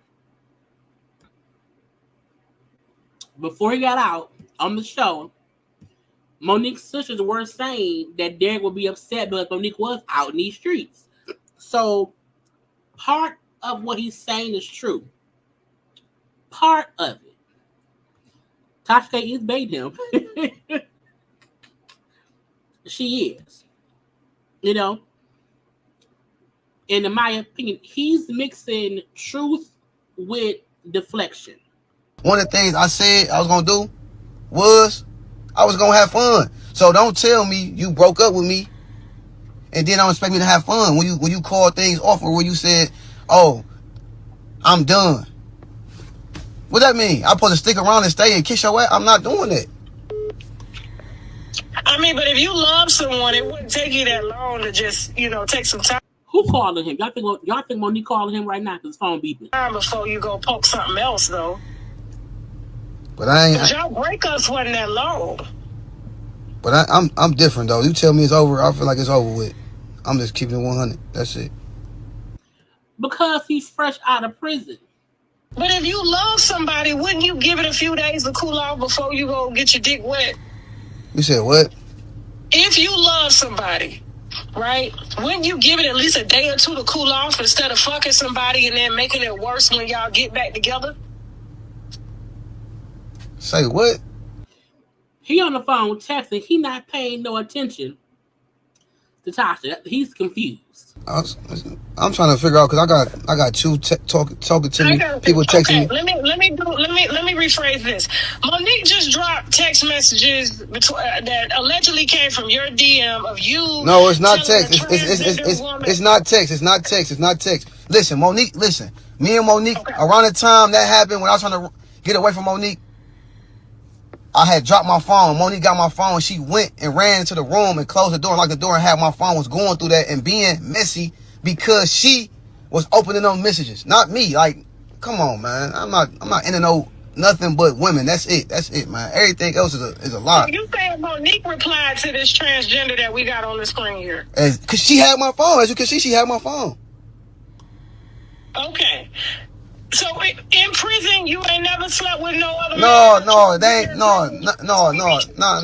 Listen, not at all. Not at all. Ask the streets. Ask the people. No, none of that. Not at all, man. Not at all. So y'all do see, I don't know if y'all can see it, Monique comment is right there. Okay. Monique is saying, if I opened it, what would my purpose be? So Monique is watching him on the live, because again, he's on his IG live, but also Tasha K live on her YouTube at the same time. But she's on Derek's IG live, Monique is, responding to what Derek is saying. And after this, they still got on a whole other live together and was fussing. Okay. But for you supposed to be Team Derek though. Like, you supposed to be with me. I am Team Derek. That's why you on my phone. And I told Monique what she did was fucked up because it seems vindictive. You can't be doing this. You can't be going around every platform, putting them up, saying, yeah, we doing this, we ain't doing that. And then all of a sudden, when you don't get your way, you want to holler abuse. Her face don't look abused. It looked the same size that it was before and after what so-called swelling. That's salt retention. That's not a black... Bitch. when Tasha said her face don't look swollen, that salt retention, I said, bitch, no. No. Don't do that. No. No. Yeah, okay? And she got high blood pressure and diabetes too. Nobody.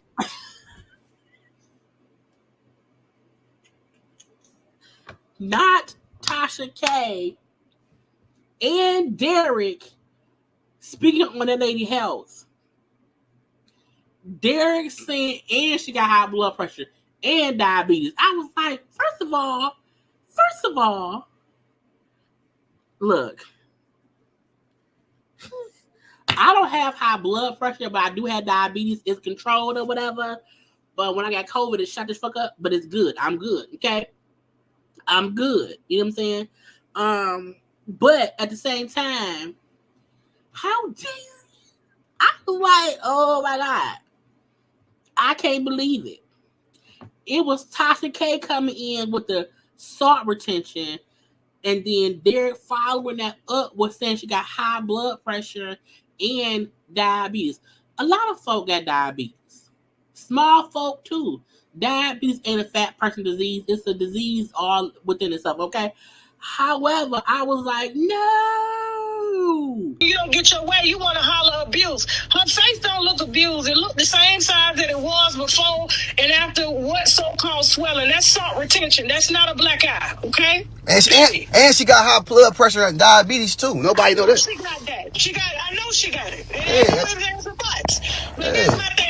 I didn't see anything that looked like abuse in my eyes, and it seemed like some real ridiculous shit, because there's some real women out here that's really getting abused, and you can't be abused at your convenience. This looks like a convenience abuse, and my thing is, you accepted a marriage proposal just the other day, and now all of a sudden you wake up and say he been beating on you the entire time. I don't believe it. Don't blame me, because when I heard it, it caught me off guard.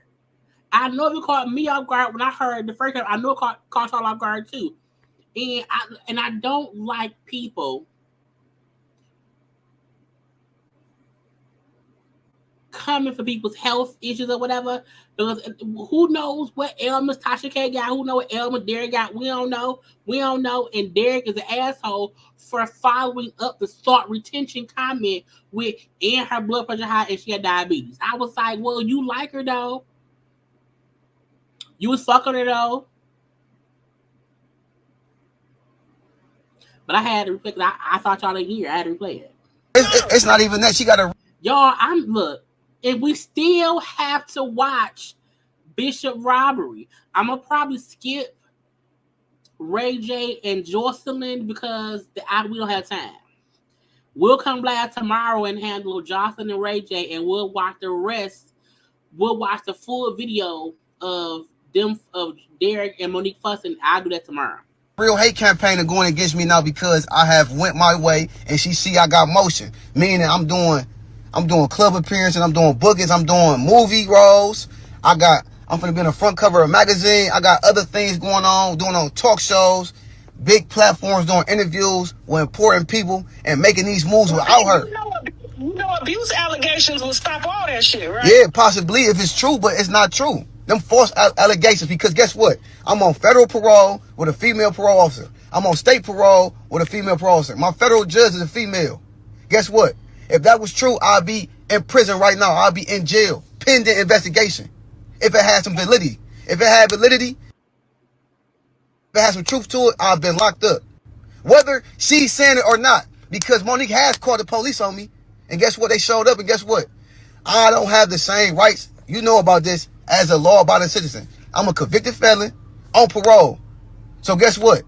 It's not beyond a reasonable doubt. It's probable cause that will have me arrested. So I'm free. So are you done with Monique? Man, yeah, I'm of course. You ain't going back, because your sister said the other day she was offering you some money to come back and you was tempted. No, not at all, but it's cool. Listen, that's enough for the day. I'm gonna talk to my followers right now because they asking questions. But I appreciate the time, I appreciate the opportunity. But look, You team Derek, be team Derek. If not, like I said, the facts out there. I'm team truth, and this don't look honest. So yes, I'm on your side. Tasha, she said, I'm team truth. This don't look honest. Somebody don't seem right. Yeah. He posted on his social media some movie. It's probably Tubi. It's probably Tubi. Okay, it's probably Tubi. I don't know. But y'all know these random, sites or whatever, it's just gonna be about, life. When it come to this, okay? I'm saying, yeah, it don't look honest on her part because it's like she's mad. She's had a hate campaign to smear my name and slander and assassinate my character. Okay. So look, what's going on? I didn't play her. I didn't take it back, Monique. Not at all. Not at all. No, I don't message me. I don't do none of that. No, I'm like, wait, shorty, because she messed up. Not only she tried to cancel me, Monique tried to cancel me. And she stopped booking. I had people want to book me. Derek had a show tonight. Not lying about nothing. Just because somebody go to jail don't mean they gay. You got stand-up dudes in prison. Just because somebody catch a case don't mean they a snitch. Like, no. You got stand-up dudes in prison. I'm one of them stand-up dudes. You got dudes from all over. I was in the feds. Multiple prisons. None of that is going to come out. None of that. I ain't with none of that. I also don't think just because somebody is in prison, they gay. Nobody clout chasing. I ain't even want to be on the show. Monique begged me to be on the show. I ain't use her at all. She knew what she was getting into when she met me. Trying to slander my name, assassinate my character. It ain't gonna work. But it will. Look, again, that was just what I could do real quick. Okay, they was on lives continuously, airing each other out. Okay, fully airing each other out, and I think they both lying and they both being truthful. I think Derek is done with Monique. I think Monique regrets putting out information that he may be gay, because that's the part that she kept saying sorry for in their conversations. But again, it's too much of a lie. It's too much. All I was going to discuss at first with them was her accusing him of the abuse stuff, and then him denying it. Them being live 18 times in one damn afternoon, okay, from 5 to 8 p.m. They was on every I was like, why are y'all consistently on all these lives? I don't know what's happening. For what? Poor K. What is happening? Why y'all doing all that? Stop it. Cut it out. They ain't want to. And I also feel like they need Jesus. Because you can't keep going on live explaining stuff, but also making it seem like, oh, well, we good. You know what I'm saying? We're going to apologize. It's like, no. Once you accuse somebody of abuse, in my opinion, you can't take it back. You can't take it back. And I think Monique was doing stuff because Derek was doing stuff too. Whether that was him physically abusing her, whatever. I do think he did things that made her mad. I do think she would say things hoping he would like not do it again or whatever. But I also feel like she was doing stuff to get his attention. And like he said, once he got his own manager to do other shows, I do think she got upset because they have been doing anything as a couple. Bishop Robbery is next. I had to cut out Ray J and Jocelyn, okay, but that's next. Now, I wish I could fast forward the live they did with the promoter. Because Derek had like a club date that he was supposed to do tonight. And because Monique accused him of the abuse stuff and accused him of, liking, men's or whatever, or trans or whatever. Because one person in the DM looked to be just a guy, and then the other one looked to be a female that she was saying the person was trans. I don't know. However, this is the promoter who was going to have a look at the lockup party that got ruined because of the beef. And for some reason, Monique and Derek decided to both get on the line and fuss. But again, this was 40 minutes long. And we have to get into Bishop Robbery. And I hate on IG, you can't fast forward shit. You got to let it play or whatever. So it's weird. And I don't feel like uploading it from my phone because it's going to take forever and mess up my signal. So tomorrow afternoon, we may have another live for a full watch along of this conversation between Derek and Monique, of them, the back and forth. Now,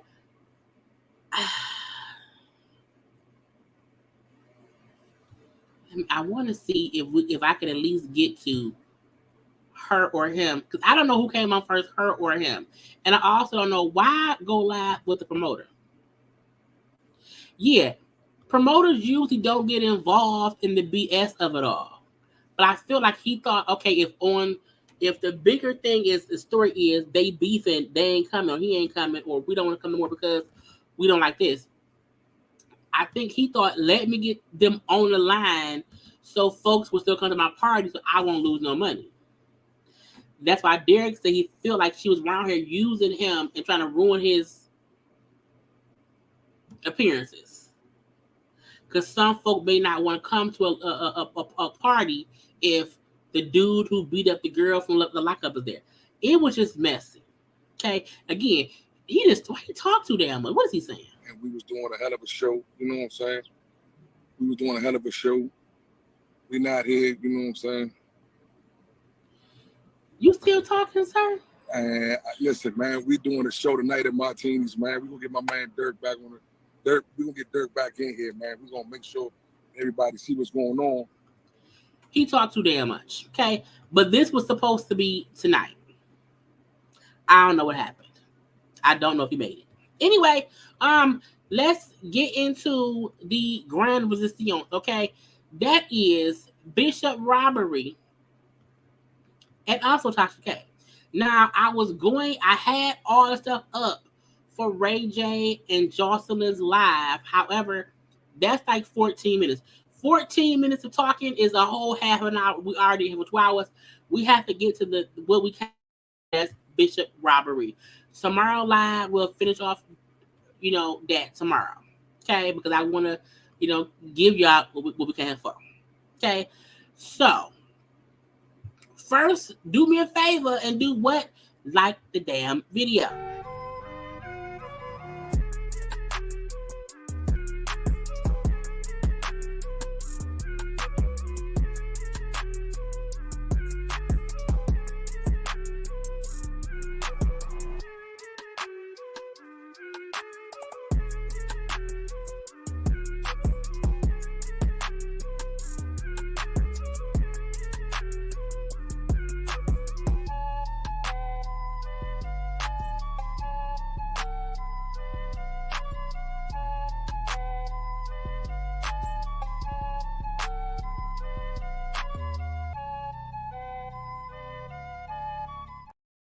Because liking is the thing to do.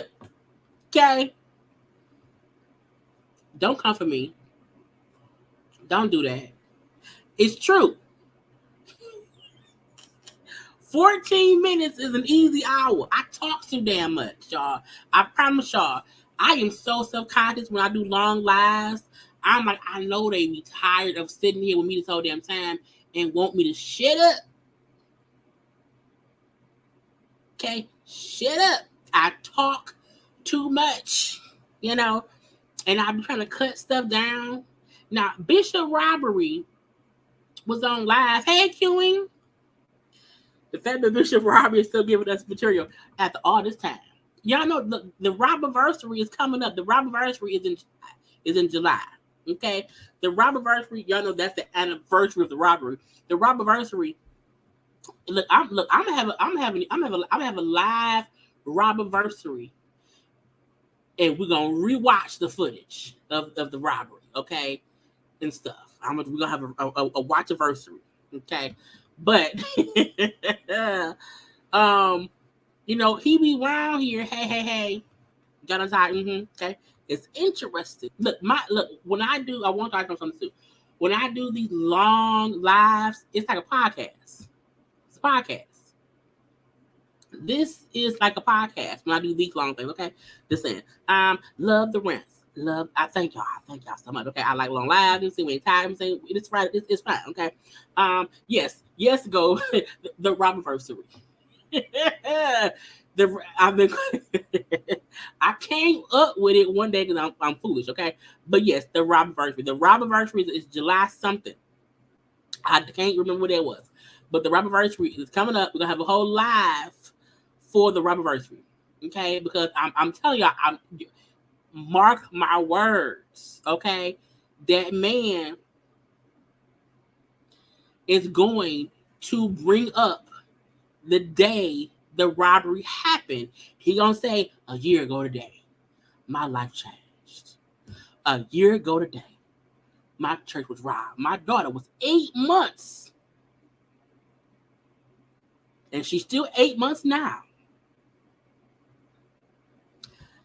And this Robbery of the robbery of me at the baby shower cathedral, it's something I will never forget.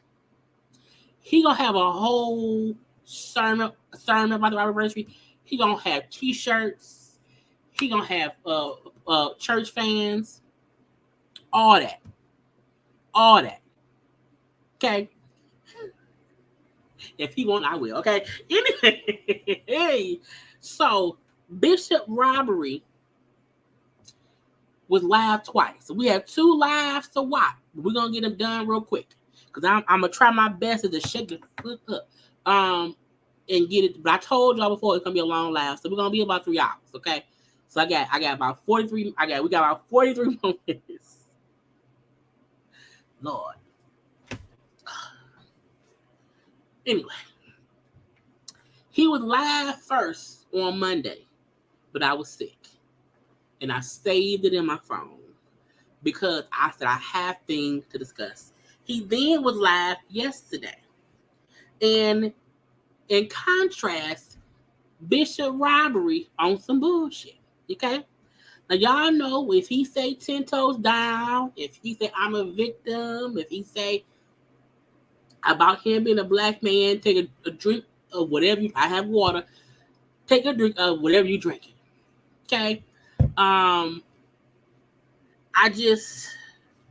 He did some shit. Now, also, I'm gonna talk about Tasha K, because Tasha K on her app, because I subscribe to her app, she gave some insight on why her and him she don't fuck with him no more. She don't deal with the bishop no more. So we're gonna watch the first live he did on Monday, discuss what Tasha K said, and then watch what he did yesterday. Okay, so y'all, the robbery of the bishop of the robbery. Here we go. I've been really contemplating on so many different things in my life and the different dynamics of my life, right? And I've came to the decision, just looking at what kind of person is sitting around and owning Fendi and Prada and Gucci, have a Rolls Royce, have a whole mansion in Jersey, but he always in his car outside sitting somewhere on the side of a road on a live on his phone. I just feel like if I have a Rolls Royce If I have a Rolls Royce, I would literally not be pulled over somewhere consistently going live on my phone. I just would not. I would have a studio somewhere to sit and talk. The fact that that man don't ever use his own clout chasing name as he said, because he would use him for clout and they make hundreds of thousands of dollars with my money. Why haven't you thought to at least go do a YouTube? YouTube your foolishness. You know? Just YouTube. I don't know. I'm like, why you always in your car? And then the top down with a hood on, with the wind blowing, cars riding past. You on a busy road? Who put over on the side of a busy road to talk? The overall of media. Hey, Walker, you got one more time, and then you're going to get blocked, all right? So just shut up, all right, and chill out. Dealing with the media, dealing with people's opinions, dealing with family opinions, dealing with just everybody's opinion. Okay. I really just got a confession, y'all. I really got a confession, right? it. Because I've been dealing with this. I've been dealing with this for some time, and I've been dealing with this for some months.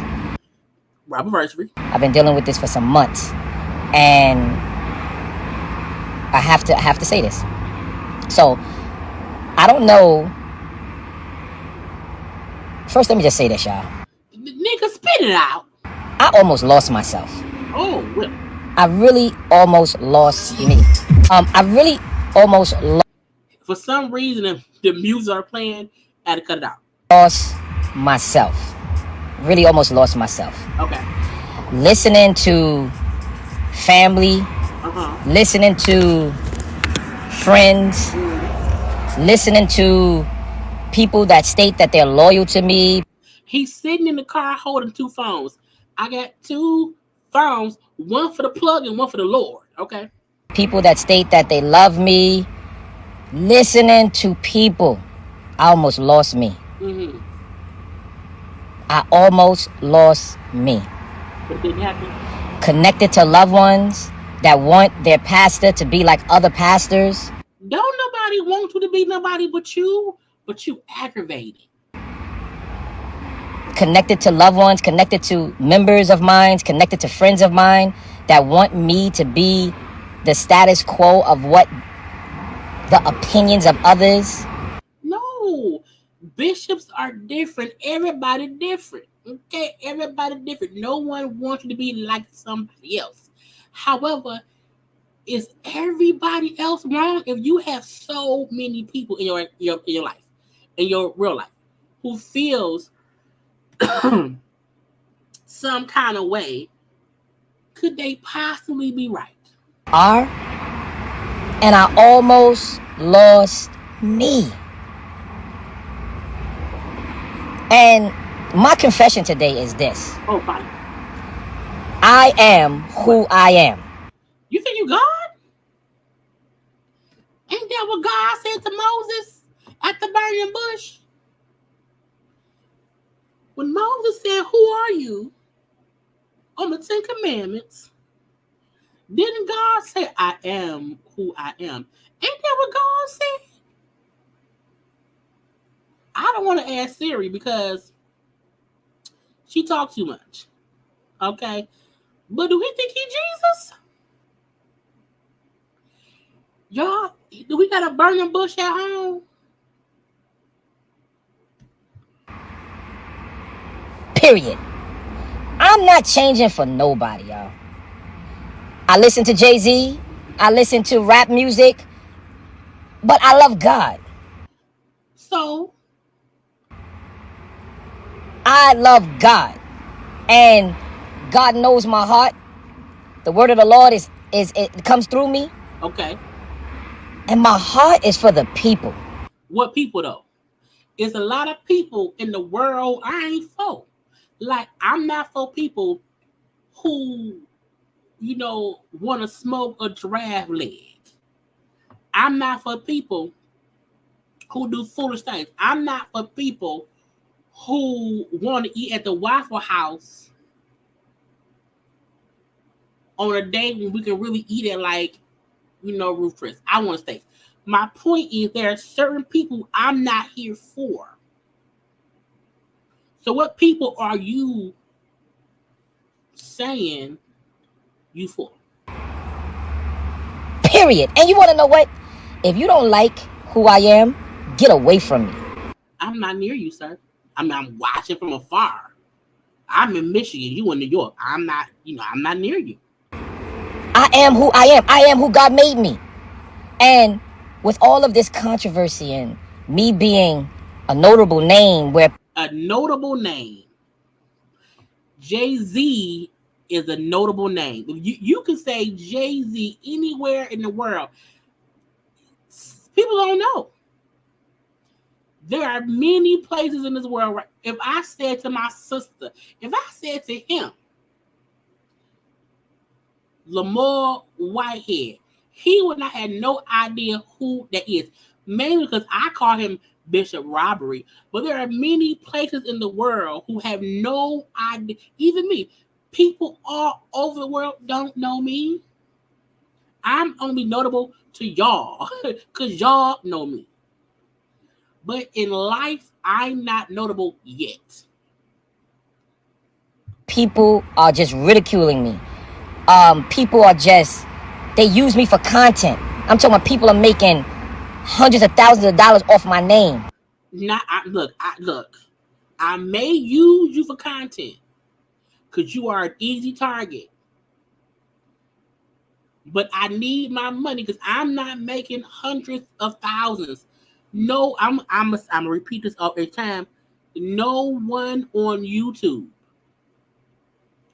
no one in general who is speaking about Bishop Robbery is out here making hundreds of thousands of dollars.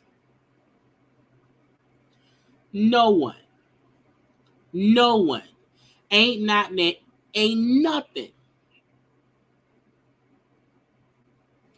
Now, we make a couple of dollars now. Okay. But trust it, even the full year I've talked about him, I have not made $100,000. So he throwing out these narratives as is to make him seem more important. And I've been wrestling with myself. Wait, a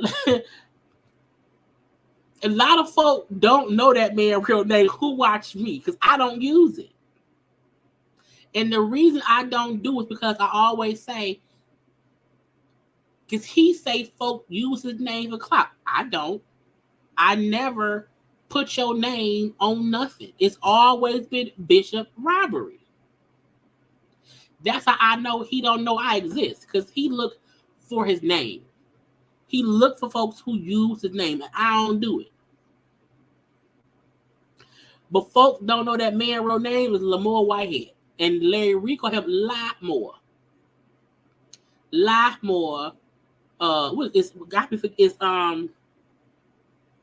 Lamar Miller Whitehead is his actual name. But we call him Bishop Robbery. Okay? Bishop Robbery. And again, where is my $100,000 that he say I'll make it? I want my money. Immediately. I've been wrestling with myself because people who claim that they love me, oh Bishop, you need to stop. Oh Bishop, you need to. And I start to say, what happened to me? I don't know. How am I losing me? Because you around here being fake and fugazi. That's why. And it's just like, oh Bishop, you wear too much name brand. What is that? Oh Bishop, you're not supposed to drive a nice car. Why? He don't nobody say that, right? I wonder, do he know don't nobody say that? Like, everyone, it was one thing when they said, oh, a bishop at a church was robbed of about $1 million worth of jewelry. Oh, and he also be around here in Gucci suits and a Cullinan Rolls Royce. Oh, and he has a baby shower cathedral church with baby shower chairs that's upstairs from the bodega. He don't own an actual church. People's issue never was you should not have nice things. People did not understand where the money came from when you have 8 church members, for one. And they also felt like who has all this wealth in his life but rents the baby shower cathedral every Sunday? Where's your parishioners? Why did you have $1 million worth of jewelry on at a church that you rent above a fucking bodega? That's like a millionaire banker being a crackhead that lives at the Quickie Mart. It don't make sense. That's like when someone say, oh yeah, I got me a Rolls Royce car, but I live at home with my mama. That don't make sense. They're fronting in some kind of way. Nobody felt like you can't wear nice things. No one felt that way. They also felt like your nice clothes were knockoffs because no one on God's green earth can find that pattern. Not even Gucci itself. People's question always was, where the money come from? Because he dressed in his clothes that we ain't never seen before. He has a mansion, a Rolls Royce, but he's renting a church above the bodega next door to the gas station. That was the issue. It never was about how we don't mind people who have money dressing like they have money. Can you imagine if Beyonce and Jay-Z, who are billionaires, but they live in a crack house? That don't make no sense. Can you imagine Jay-Z and Beyonce, who are billionaires, and Beyonce, who was going to record her Renaissance album, but she did her album in the KFC bathroom? Like, wouldn't Beyonce have a state-of-the-art studio?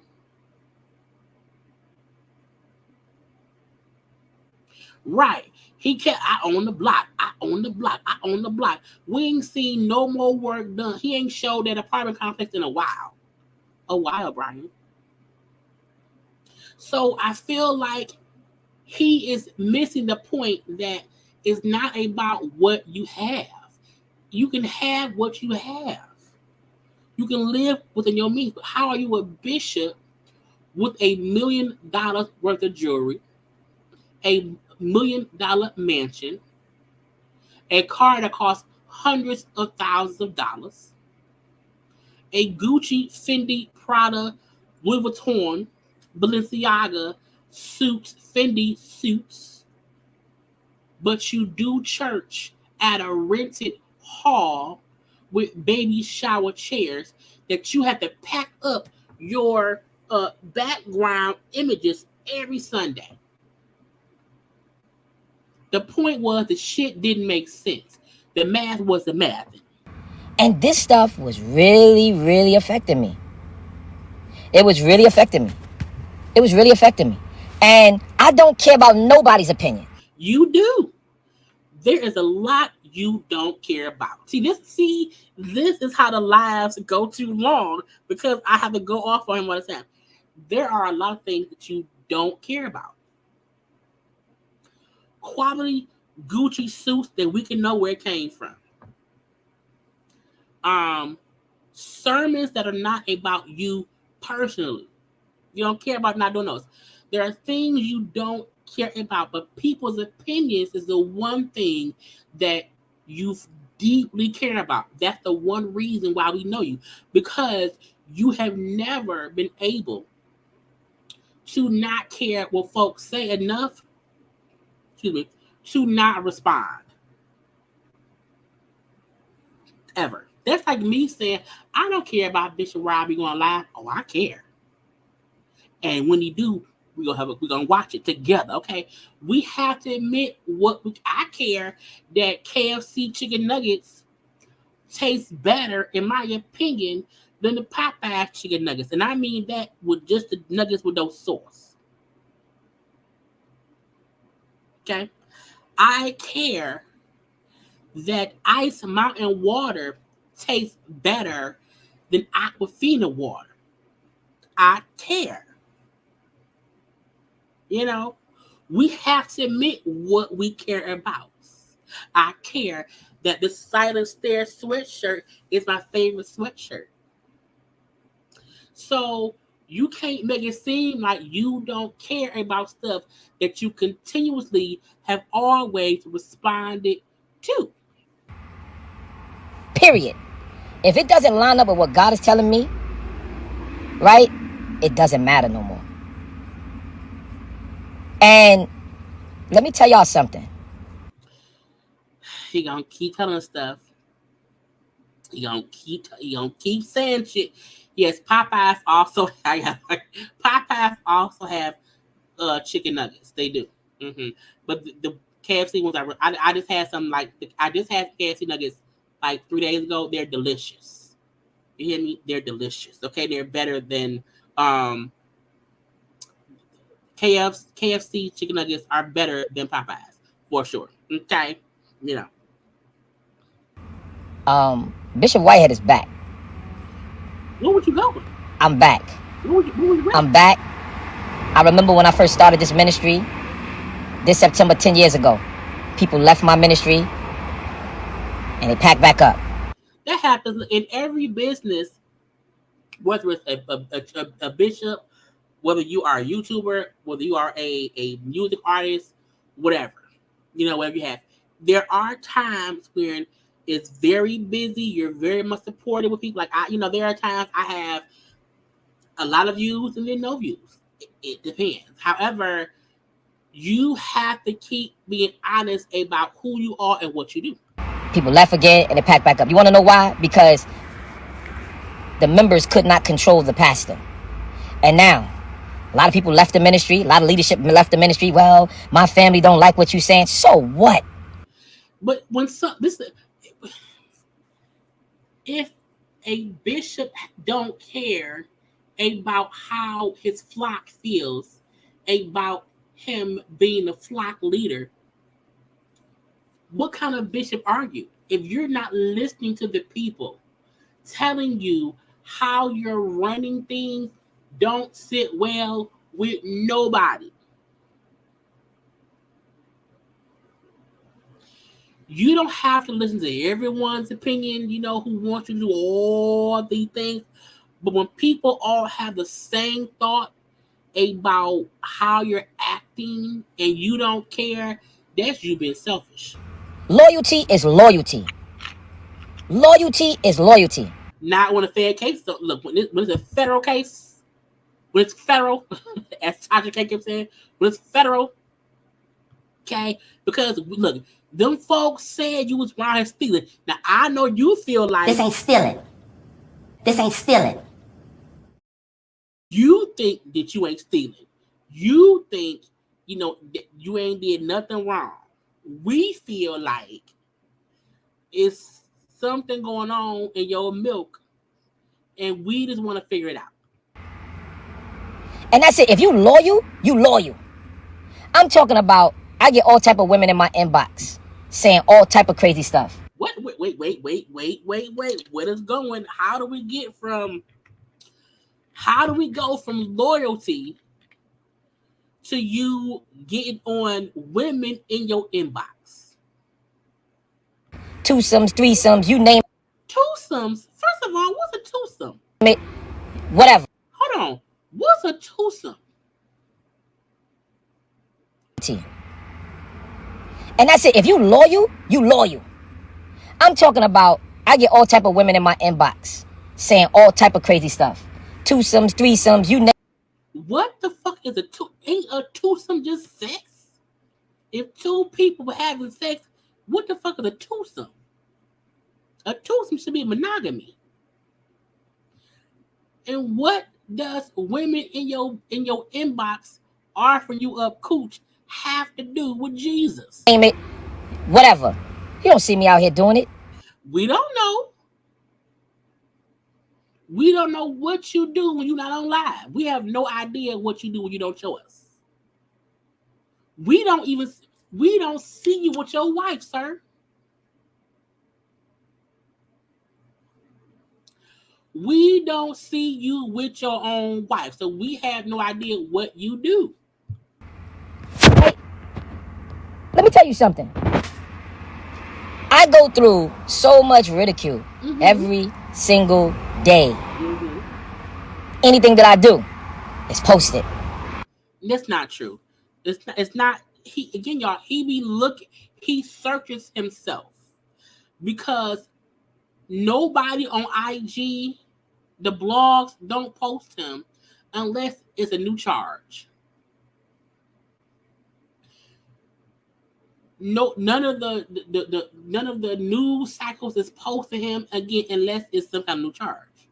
He make it seem like he's Beyonce. He's all over the place, and that just ain't true. It don't make no sense. Stop looking for stories on you. It's laughed upon. It's frowned upon. And you want to know what, y'all? Today's my confession. I don't care. All right?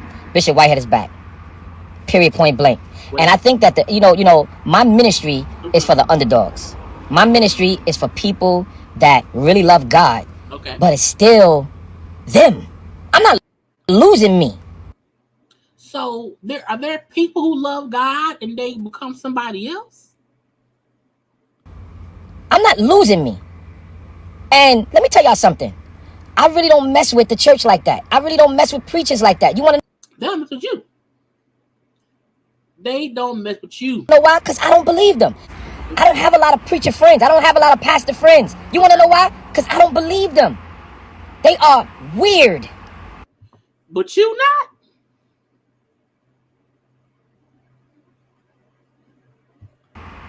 Right? And it's not to say that they don't have God, but if you are always in heaven, when are you on earth? Are preachers not on earth? When are you on earth? And it's just like, you so heavily minded that you're earthly no good. And if you always in heaven, right? How do you understand the hearts of the people on earth? I don't think praying and being aware of God means you're not of earth and you know people. Like, there are many pastors and bishops who understand people of our world. However, I don't expect my bishop, pastor, preacher to be perfect. I don't expect them also to be on live fussing and cussing with people when they feel the need to. Jesus came down. Okay. He was all 100% human and 100% God. Because he was able to be with the people. Okay. He understood the emotions of the people. But if you always in heaven and I'm always talking to God and if that ain't God, whoa, what happened to being human? What pastor you know that's not human?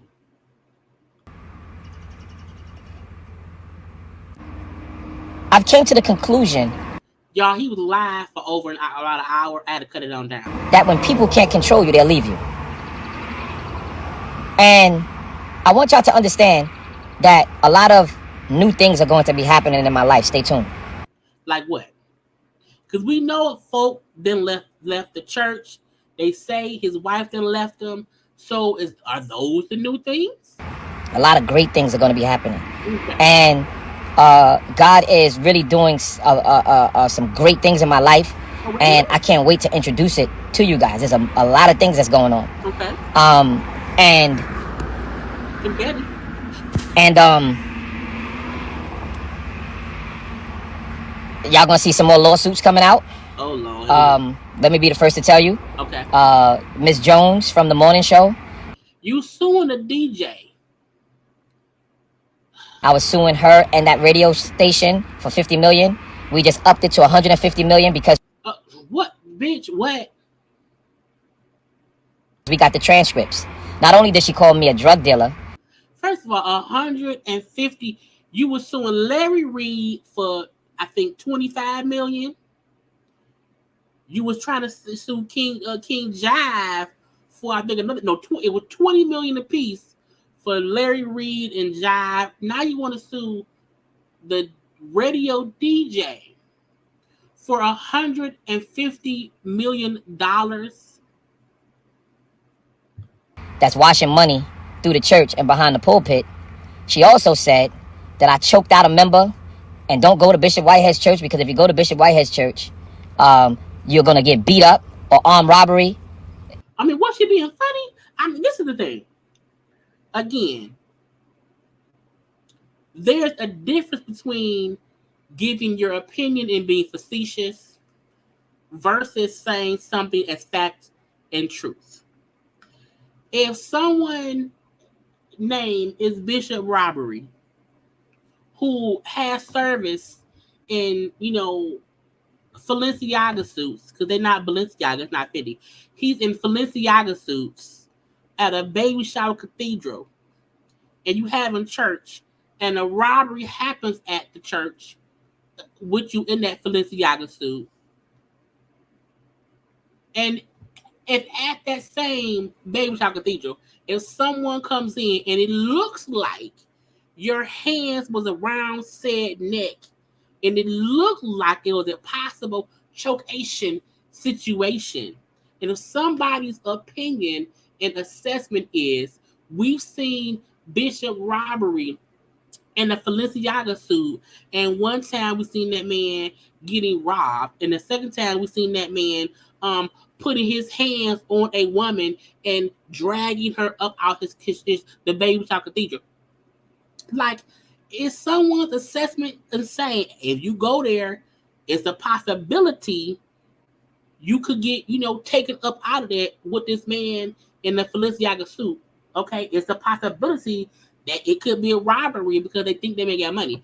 Is that not an assessment of what happened with said bishop in the baby shower cathedral in the Balenciaga suit? And we've seen both of these things happen on camera. I'm just saying. What happened to you? She said a bunch of stuff. So now we got the transcript. So we added some more stuff in it, and we going all the way. So if you think they have 150 million, you are stupid. They're gonna be talking about that this week. No one.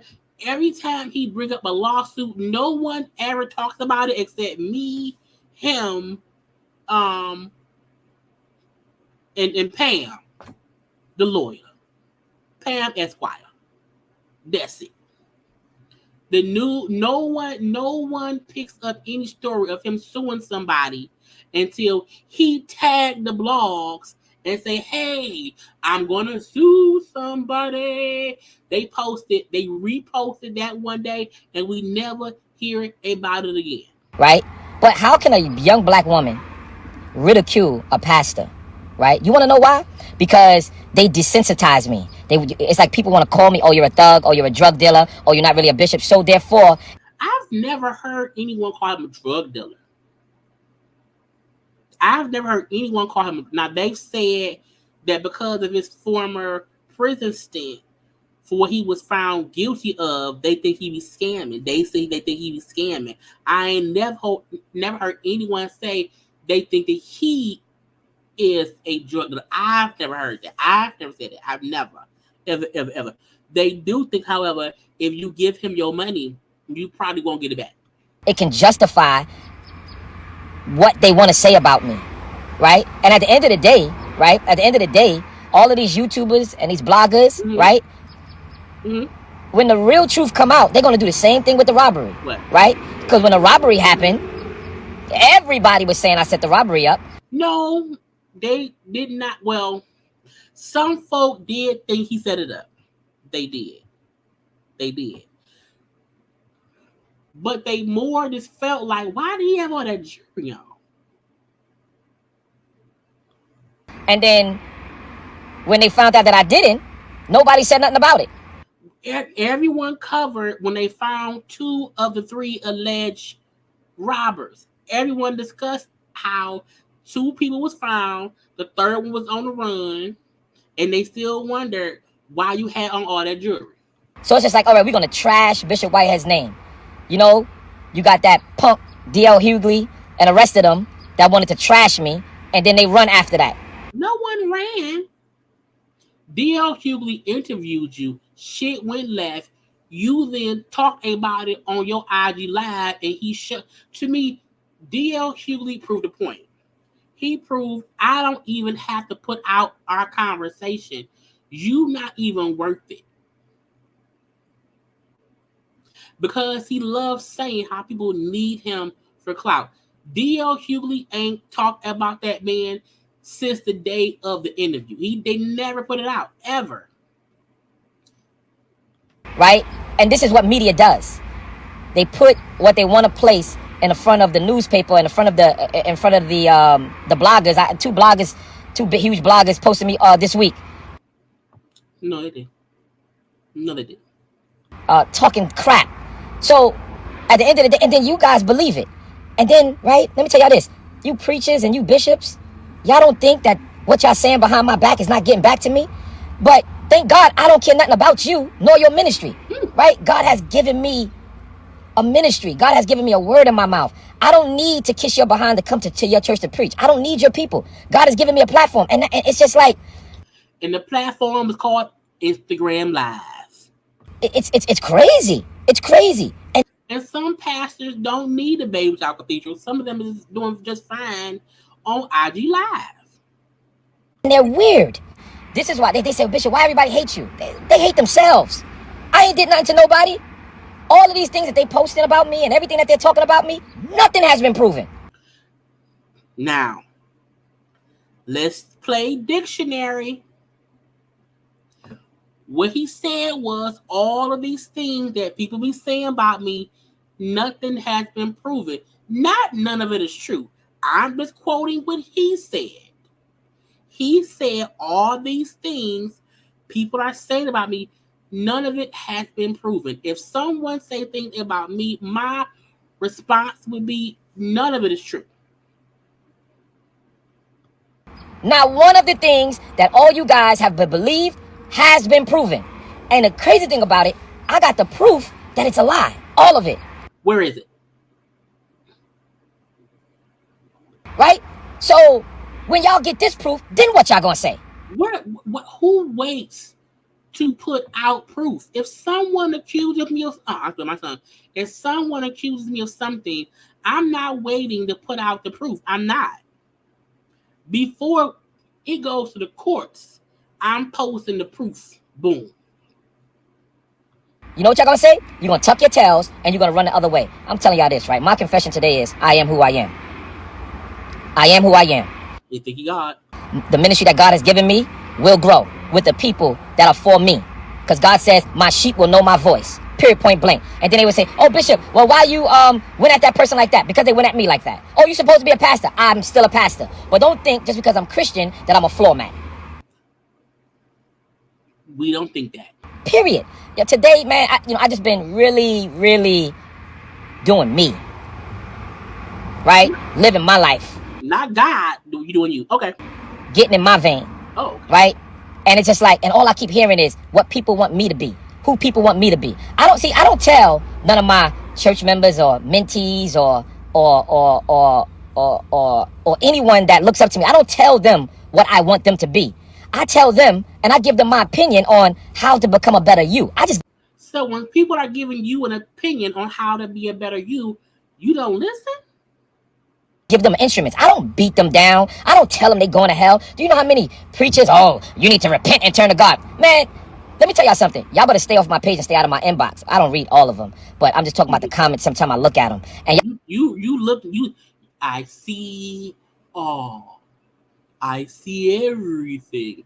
I'm always watching. Y'all better stay off my page and stay out of my inbox before you get embarrassed. Because I'm just so tired of y'all trying to bully me. It's not gonna work no more. Period, point blank. You come at me, I'm gonna come right back at you, and I don't care how you feel about it. Period. I still know God.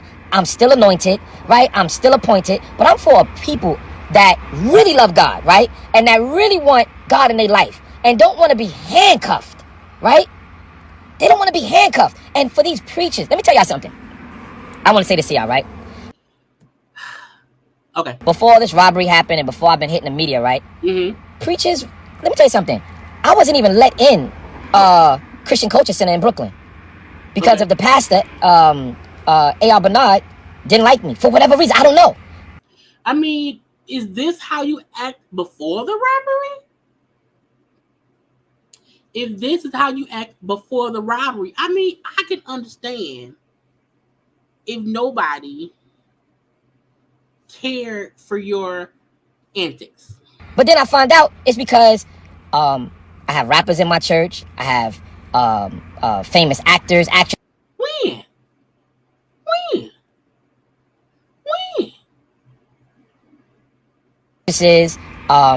Famous musicians, When? and I give them opportunity for God. When? I need proof. And a lot of these churches are so that they don't do that, right? So I'm just different. I'm different, right? I had bishops when I first got married call my wife's family, telling them, "Oh, get rid of that Bishop Whitehead." I mean, again, if you are how you are, I get it. Get rid of that Bishop Whitehead. I can get you a bishop that take care of her and you, right? Like I had pastors call the police on me, they got me arrested. So you've been arrested. You've been arrested because pastors called the police on you. Did you just snitch on yourself? Mm-hmm. They got me arrested. He doesn't realize he snitched on himself because I don't think anyone ever knew of him allegedly being arrested because bishops or pastors called the police on him. Let me tell you something. I can go on and on. How these church folk are intimidated by me. When I step in the building, everybody look. I mean,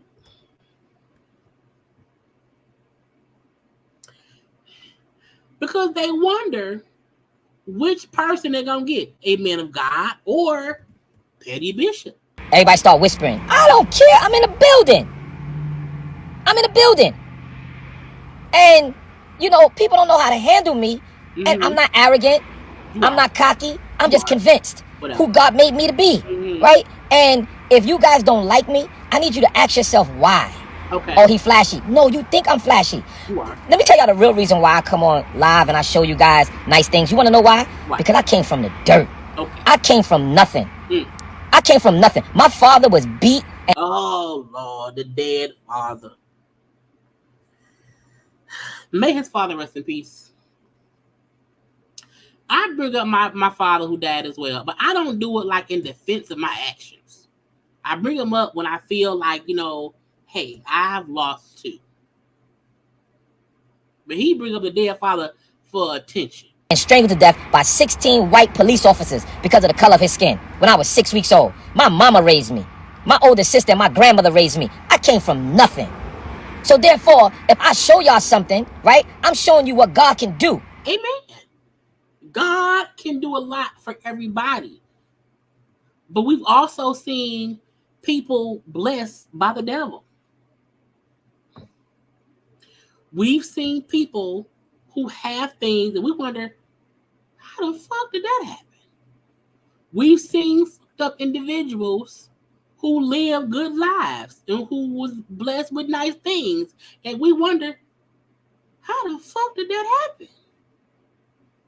How is Donald Trump rich? He's a horrible person. There are many people who have things that are blessings, but it did not come from God.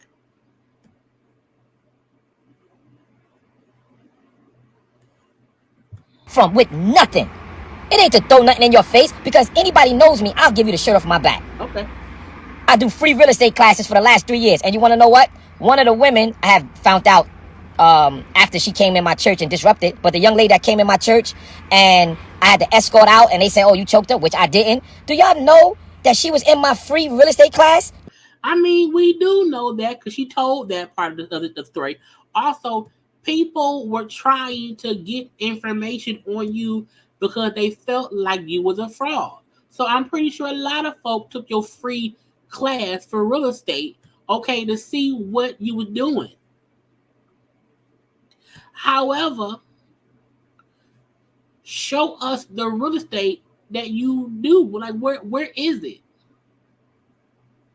Learning from me, and I didn't even know until after she did all of this. My leaders was like, Bishop, she was on Larry Reed saying that she was in your real estate class, and I didn't even know. I was teaching them free real estate classes, and they came in my church.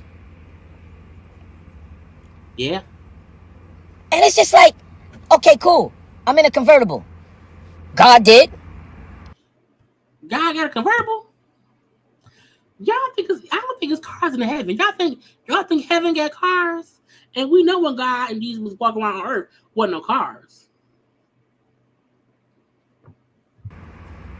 I drive a Rolls Royce. God did. God don't have no Rolls Royce. I wear Fendi. God did. God ain't round here wearing your Balenciaga. At least I'm not dead. At least I'm not promoting gang violence. I mean, but you promoting foolishness. I'm not promoting selling drugs. But yet all I hear is, oh, you going to jail. Why do you want me to go to jail? I mean, if you did illegal things, some folk may want you to go and have a seat in the prison of the systems. Why? Oh, you stole $90,000 from the parishioner. Oh, did you know she wasn't a parishioner, number one? And did you know that I didn't do any business with her, number two? But this is the thing. Every time he bring up the parishioner, his only point is they say a parishioner said I stole 90K. But what if I told you the parishioner who money it wasn't a parishioner and we did not do any business? Well, that's the point. If a person said they gave money to you to do business, and your response is, well, what if I told y'all that person wasn't a parishioner and we did not do any business? But he never says, I did not get any money from that lady. Wait till the facts come out. And then how you gonna feel? And then how you gonna feel? If you feel that I have fell short of the glory of God, why don't you just pray for me? I mean, we tried to do that.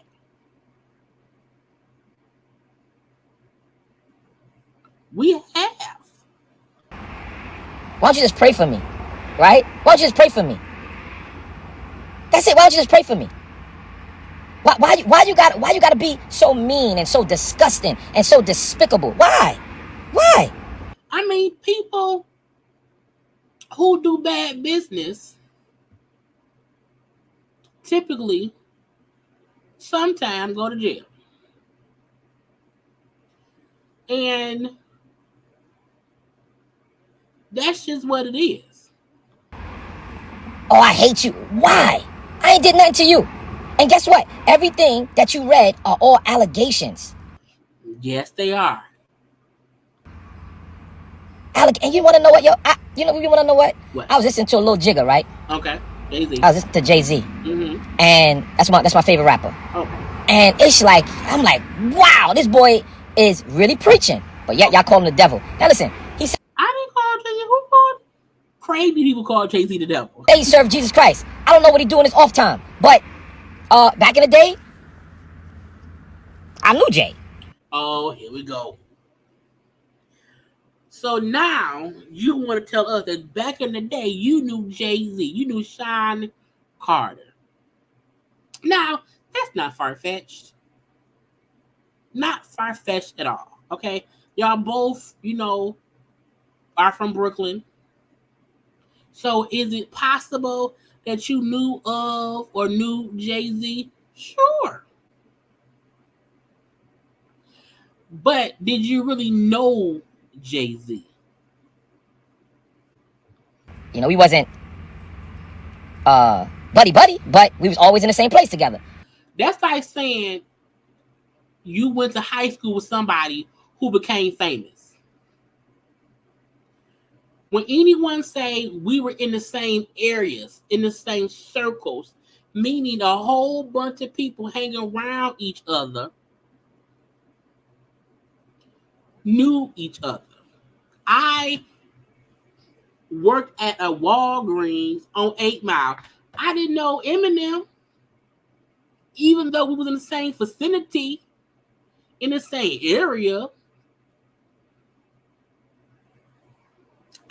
We was in the same. And I'm not saying he was not. I'm not saying on a Friday night, okay, at a bodega store party, that Jay-Z and Bishop Robbery and 1,300 other people was in the same room. I ain't saying that. But there's a difference between being in the same room with somebody and you are aware of their presence. You are aware of who they are. You are aware, hey, that's Sean Carter. That's Jigga. I know him, and I'm in the same room. I've been in the same room with LeBron James. I've been in the same room with some Cavalier players because I worked at Quicken Loans.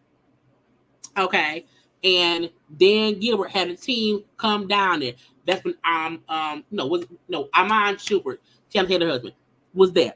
I don't. Yes, I was in the same room with the people. I don't know them people. I don't know them people. You being at a bodega party with Jay-Z and 100 other people don't mean that you knew that man. But let me try my best to make it seem like I knew you. Okay, Jay-Z is 50 years old. How he knew him back in the day. Right. I knew we was in the same circles. I know a lot of these rappers, right? And I don't know where y'all think I came from, but like people who know me, I've always drove nice cars. I've always had jewelry. I always had nice clothes. This ain't nothing new. Didn't he say he came from nothing?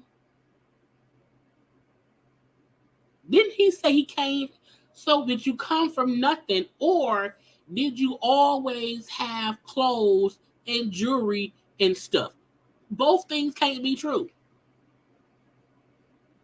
You can't have came from nothing, but always had all. You lying in the words.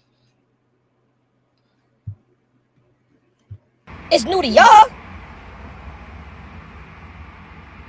And it's just like, oh, we're not giving him our money. He got money, or he gonna scam. You ain't gotta give me nothing. But if you are part of my church, there's something called tithing. There's something You don't have a church. they call seeding. You don't have if you when that man was renting the Baby Shower Cathedral, the tithing from the parishioners, was it going to the rental of the hall?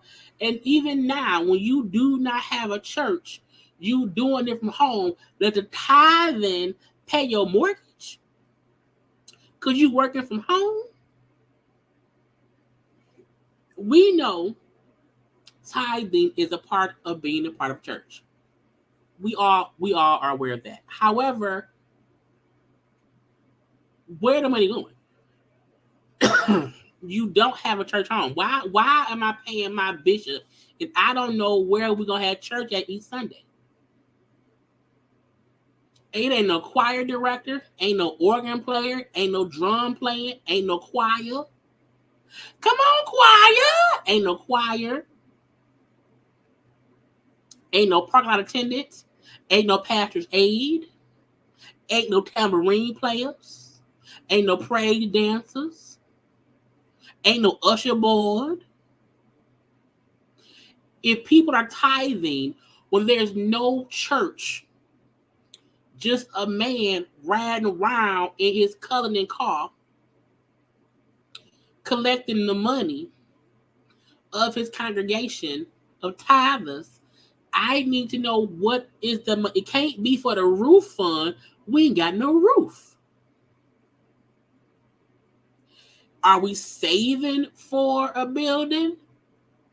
Okay, where is the church's fund? What's the church's bank account? Right. Ain't no deacons or deaconesses. So I'm like, what the flock, sir? And that's unto God, not to Bishop. And it's the crazy thing about it, right? I have a lot of Jewish friends, and they say, Bishop, why do they ridicule you like that, man? They was like, man, if our rabbi needed $1 million, we'll all come together and give it. You have all these people telling you things, but ain't none of them spoke up to support you. Has any of your Jewish friends came out and made any supporting statements about Bishop Robbery? And I said, I know, but it's our community. It's our black community. We hate on each other. Not all the time. I mean, sometimes we do. But we also call bullshit when we see it. And we destroy each other. That's what we do. That's what we do. We destroy each other. We will put each other in hell. I don't want to put nobody in hell. Well, murderers. But not more than the murderers. We will just because of our own lack. But you don't see the Jewish community doing that to each other. You don't see that. You don't see that. Let me tell you something. 90% of my hate comes from my own people. How you know? And there's so many people integrity that have never been challenged in the way my integrity has been challenged. But yet they want to tell me about integrity and being integral. Being integral. Okay. Let me tell you something. If you haven't been challenged the way I've been challenged, don't talk to me. And I don't care nothing about your opinion, nor your advice. And everyone who claimed that they love me, that have went their way and separated from me because of the ridicule that comes with my name, keep that same energy. Y'all think he's talking to his wife? I'm just wondering. First of all, we not gonna get to the second live he did because it's gonna be too late. Okay, we got about 5 minutes left on this one, and we're gonna touch on what Tasha K said, and then we'll be done. And then tomorrow, I'll have to do the Derek and them live, the Johnson and them live, and then his other like, good Lord, another watch along tomorrow night. I need you to keep that same energy because I'm woke now. Somebody say, why you always got to keep explaining this? Because I want to explain it. And but I thought you didn't care no more. Because I feel like coming on my page and explaining what I feel like I want to explain. You see, let me tell y'all something. And she might have not meant it in a bad way, but let me tell y'all something. I'm not in nobody's box nor triangle at all. And I want y'all to understand, don't let your soul salvation be controlled by people's opinion. Don't let your soul salvation be controlled by people's opinion. However, I'm on live being upset about people's opinions. I love Jesus, and I'm going to preach Jesus. And I'm going to love Jesus. And yes, I am a chief apostle. I am a presiding prelate. Yes, God is walking with me. I am anointed. I wear the robes. I wear all of that. Okay. However, I'm human. I'm human. And if you want to encounter and if you want to be with a pastor that's straight up and that's learning, and let me tell y'all something, not one preacher, not one pastor, not one bishop taught me how to pastor. And none of them has helped me build my ministry. We know. We can see that. All talked about me. They all talked about me. They all talked about me. And they tried to use me and abuse me. What am I ranting about? All right, cool. Blocked. That's what I'm ranting about. Because people think they can come on my page and people think they can just talk to me like I'm your friend and I'm like I'm your associate. No, I'm the bishop. When you come to me, you come correct. Sir, calm down. Right. A bishop and the apostle. Two people in one. Don't talk to me like like one of your homeboys on the street. I'm not your homeboy. You talking to me like a homeboy on the street. How you getting upset that I'm talking to you? How you talking to me? You speak to me as the bishop or the chief apostle. Don't come to me being disrespectful because I could wear a hoodie. No. You keep that same posture. You keep the same. You ain't talking to me as a bishop. You respect my office, and if you can't respect who I am, then I can't respect being around you. Period. Somebody be pissing his Cheerios. I just don't know who. Period. And I want y'all to understand, there's so much I could say, but there's going to be a time and a place for everything. There's a lot of great things that's coming. A lot of great things that's coming. And for the preachers that's going to watch this on the playback, the bishop is back. You don't like me, and I really don't care nothing about you. I don't need to be invited to your platforms. It don't matter at all. And you know the crazy thing about it, you know, I be nice. Hey, how you doing? And they be, how you doing? They be trying to be shy away. Let me tell you something, man. No, if you say hi to someone and they say hi back, they not trying to deal with you, sir. They're trying to get away from you. Let me tell you something. Please don't take my kindness for weakness. I really know who you are. I really know who you are. And real recognize real. And that's why y'all don't want to recognize me, because you ain't real. And at the end of the day, yo, just keep your distance from me. Okay. Keep your distance from me, because I can preach and I can fight. Pick one. And that's just... Now you can preach and fight. You want to fight the other bishops. You can't be want to fight the other bishops. That's how I've been on it. That's how I've been on it, y'all. And at the end of the day, y'all not going to disrespect me. And that's it. And whoever want to disconnect themselves from me, thank you. I just want to say thank you. I want to say thank you, because I'm keeping it all the way real, y'all. I'm not mad. I'm just a young man that came from the dirt. And at the end of the day, I'm not going to let nobody tell me that I'm not anointed. I'm not going to let nobody tell me that I'm not appointed. I just might not be appointed for you, period. I understand you don't want to be a member of my ministry no more. No problem. No. So somebody must have just quit them. If he had 10 members, 5 must have just left. He is upset someone just left him. No problem. May the Lord bless you, because guess what? God is sending a fresh wind. God is sending a fresh wind. So everybody that's out there that really love God, and you want a pastor that loves God and that's not ashamed of the gospel of Jesus Christ, and y'all watch how I stand tall, 10 toes down at all of the ridicule. All of the lies. Every time you turn around, they posting this, posting that. You got Miss Jones. Her whole R&B career expired, right? Miss Jones' R&B career expired. Okay. Right? And she want to sit here and call me a drug dealer. And you know what, y'all? I'm gonna post a transcript, y'all. I'm gonna post a transcript so y'all can see. He didn't post transcripts. This one y'all know he didn't post nothing. Yeah. I just gotta ask my lawyer, but I want to post the transcripts. How she called me a drug dealer. Oh, I hate drug dealer preachers that's drug dealers. I mean, ex-drug dealers that's behind the pulpit and washing money. I ain't never sold a drug in my life. You don't even know what you talking about. You know what I'm saying? And then want to talk about how I choked out a member and like, how can you say that on a syndicated radio station and not get slapped with a lawsuit? I mean, because the footage of you putting your hands around that lady's neck looked like a chokeout. Oh yeah, like come on. But yet, then y'all want to sit here and talk about a black man just died, and everybody want to post it, and everybody want to hashtag, right? But when y'all see a black pastor going through all this, ain't nobody hashtagging me. Hashtag you for what? And saying, bless the bishop, protect the bishop. Ain't no. Y'all teaming up. So I want y'all to get this understanding that Bishop Whitehead don't really care nothing about your opinion at all. Do y'all think he want a hashtag? He upset because he ain't got no hashtag. Girl, look, Bishop Robbery. Sir, you a little bit cuckoo.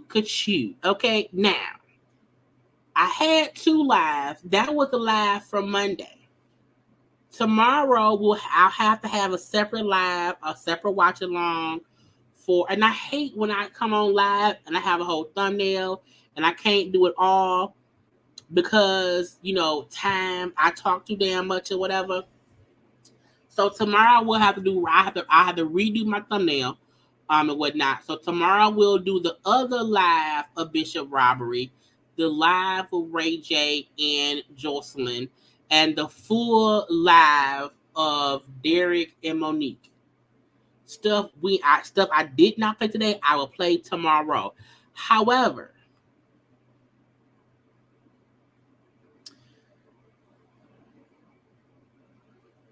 Tasha K was discussing Bishop on her app. I'm going to have to prepare too. I'm going to fully have to prepare. I don't know what time I'm going to do it for. It's not going to be 9 p.m. I'm not going to do it that late. I may do it around 7. I may do it around 7 p.m. and not 9 p.m. Because I have to still cut the shit down. And it's already 12:30 here. and so I gotta go to bed. I gotta eat me a pickle and stuff. Okay, but I want to get to the last part of the Tasha K part. Tasha K was discussing Bishop Robbery on her app.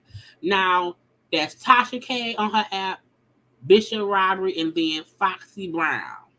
And I was like, what the fuck is Foxy Brown around here doing, and what does she have to do with Bishop Robbery? Okay, so y'all know when Bishop Robbery was going after Larry Reed, him and Tasha K were kind of chummy. They were kind of friendly, you know. And we realized that recently Tasha K has not said much at all about Bishop Robbery. Okay, and come to find out, they don't really fuck with each other no more, or at least she don't fuck with him. So you would have. I'm not gonna say everything she's saying. You have to subscribe to her app to get it. I'm gonna give you the some stuff that she said in response, because she was on. Her live was like 2 hours on all kind of stuff. But this is her discussing her and Bishop. Okay, so she said that once that man was under the federal indictment, that she stopped taking his calls and she stopped talking to him. Okay, now she said, I feel like, okay, he was acting as if he had me or my blog in his back pocket. Okay, she felt like he was using her as if she was his, ace in the hole. As if, he had some kind of control over her and what she talked about or whatever, and he could, convince her to do his bidding. And it got weird. And she spoke about the whole thing between him and Larry Reed. And she said, when Larry Reed was being accused by the alleged victim, and she said the man name on the app, but she said, the whole thing when she interviewed the alleged victim of Larry Reed, things got weird, because she said she felt like Bishop Robbery was telling the alleged victim stuff, and I have to say alleged because ain't nothing been proven. I have to say alleged. So she felt like Bishop Robbery was telling the alleged victim stuff as if Tasha and him were like working together. Okay, as if Tasha and him was in cahoots, and you know what I'm saying? Like they was always talking and working on things as a dynamic duo. And she said that was on board. She's like, you know what I'm saying? In actuality, like Bishop Robbery did make the introduction to him to the alleged victim and Tasha, but that was it. And that the reason she took that man's interview was because she said, I believed his allegations and I believe the alleged receipts he had that backed up his allegations. So I only did it because I wanted to. But she felt like Bishop Robbery was telling the alleged victim, hey, she doing it because I made her do it. As if he had some kind of, clout or control of her. And that because of her feeling that way, her and him had a bit of an argument over the phone about things. And I told him he ain't got shit to do with my business, my blogging, or what I do. He ain't got shit to do with anything that I do. This ain't your shit, bro. Leave me the fuck be. And if I wanted to, I'll say fuck you and fuck the alleged victim round here. And he then felt like, oh, is that a threat? I don't take kindly to threats, because she was saying, I don't need you. You ain't done. She was saying whatever to him. And he felt, oh, you threatened. She said, no, it ain't a threat. However, you not in my business. You don't run my blog. You don't have shit to do with what I do. Because if I get hit with a lawsuit, no one going to be there for me except me and my husband.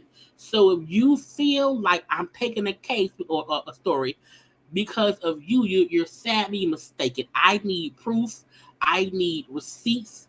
I need stuff to back up, because I ain't going to get sued, not never again. So he then apologized for the misunderstanding of, what he thought she was threatening him or whatever. She gets on him and Larry Reed. She brought up how how Bishop Robbery was so just angry and just so consumed with being upset with Larry Reed that he was blinded. It was blind rage. Okay. And she said Larry is allegedly connected to people who are politically connected to federal agents. And that is a reason why, allegedly, Bishop Robbery even got indicted, because you're out here fussing with people who have connections to people. Okay? She said Bishop Robbery out here bringing a goddamn slingshot to a machine gun fight. You out here fussing with Larry Reed when you don't even have the weapons to defend yourself, bro.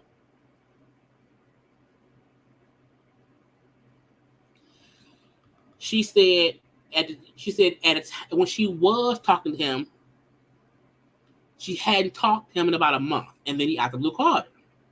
This is before all the indictment shit. Okay, they had not talked about a month, and he then called her, whatever. And she told him, like, my advice to him being was get your ass off social media.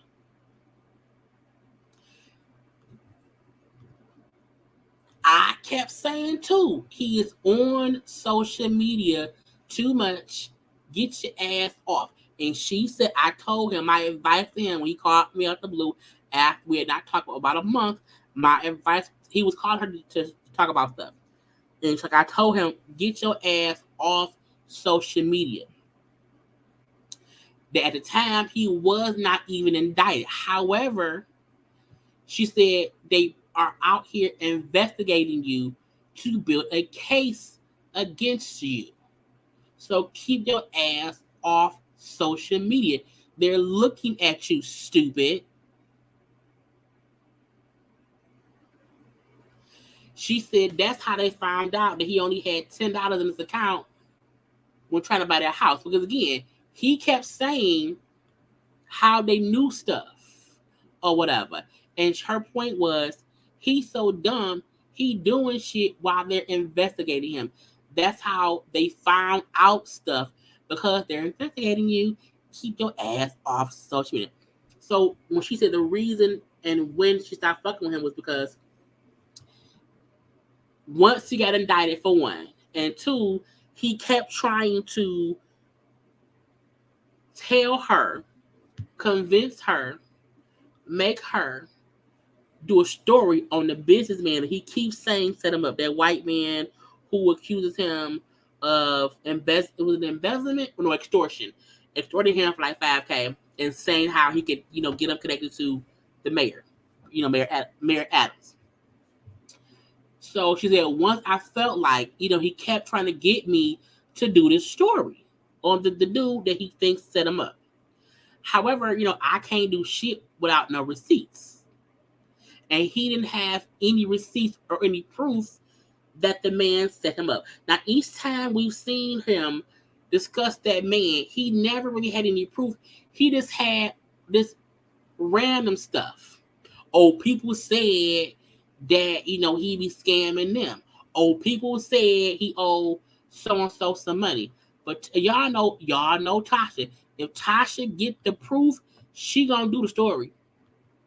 But she said, when she was asking him for proof of what the man was doing, he didn't have no proof. He didn't have no receipts. At least not enough for her to do a story about it. So she's like, I felt like he was trying to use me and my platform to intimidate the people involved in his case. And I was like, that's kind of true. Because Tasha has a huge platform. And so to ask Tasha to do a story, because when Tasha can't do a story, it gets picked up. 7 times out of 10, when Tasha has interviewed somebody, it gets picked up. Not every time, but it'll get around here, okay? So she felt like, okay, he's trying to use me to intimidate the people involved in this case by trying to make me do a story about him that would make the man maybe not participate if he feel like I'm going to expose him. So she said at that point she stopped fucking with him because she didn't want to keep feeling like he was trying to use her. And she also discussed him in that damn church. Okay, she said he kept talking about having a church. He kept talking about I got a church, I got a church, I have a church. But he never showed me the church. Okay, and I'm like, this must have been after the robbery, and of course before he got the church that he's the church, the God's glory people. She said, but I was in New York at one point in time. I'm like, well, let me see the church. And he never showed me the church. He then FaceTimed me, said, I got my new church, and it was the place where he was. She said he kept telling her the church he was getting or he had was under renovations. But he then said, oh, I had to evict people out the church. Like, I thought he was building one, not thinking he was just, getting one from somebody. She said the eviction of the people, the people who he evicted had also contacted her about the stuff.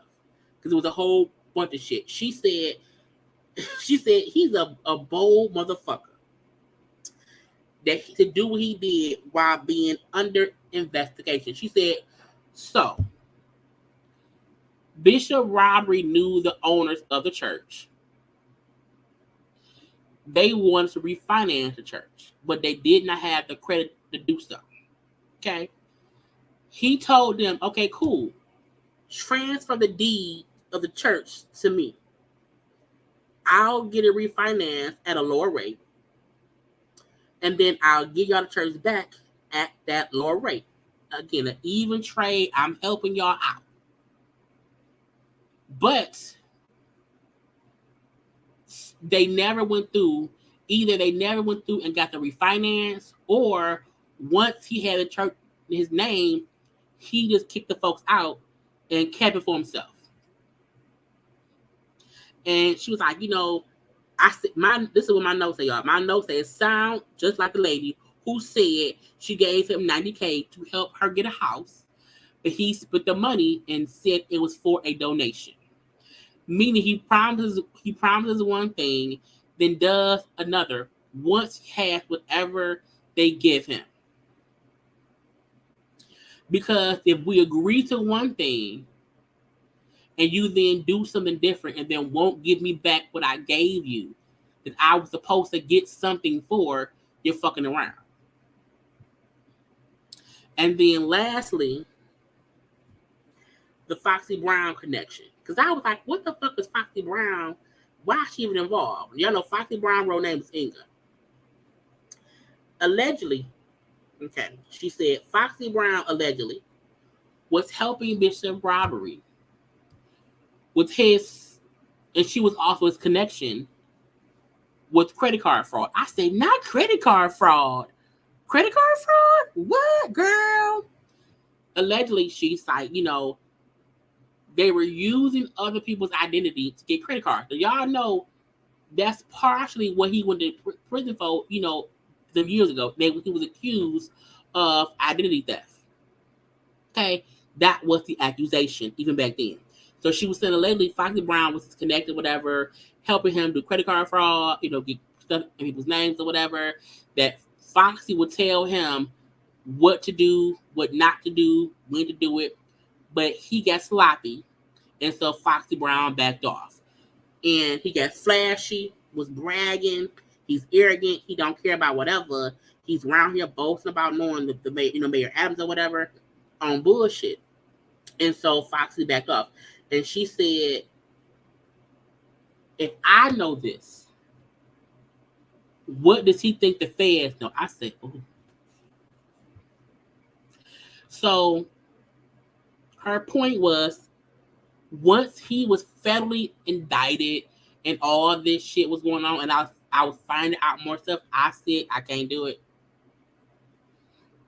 And that is all what she alleged happened. She was saying allegedly. She said other things too. But I'm like, girl. So Bishop Robbery kind of responded to that in the live he did yesterday, but we'll watch that tomorrow, y'all. It is 12:47. We have been on here for over 3 hours. I am tired. I gotta pee. I'm thirsty and all these things. I hope y'all enjoy the live again. Tomorrow we'll have to watch the other live of him, the full live of Derek and Monique, and also the live for Ray J and Jocelyn. Okay. I did not know this would take this damn long. Okay. Lord.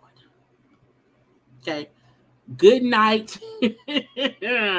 Please make sure that you have liked the video. Please share the video.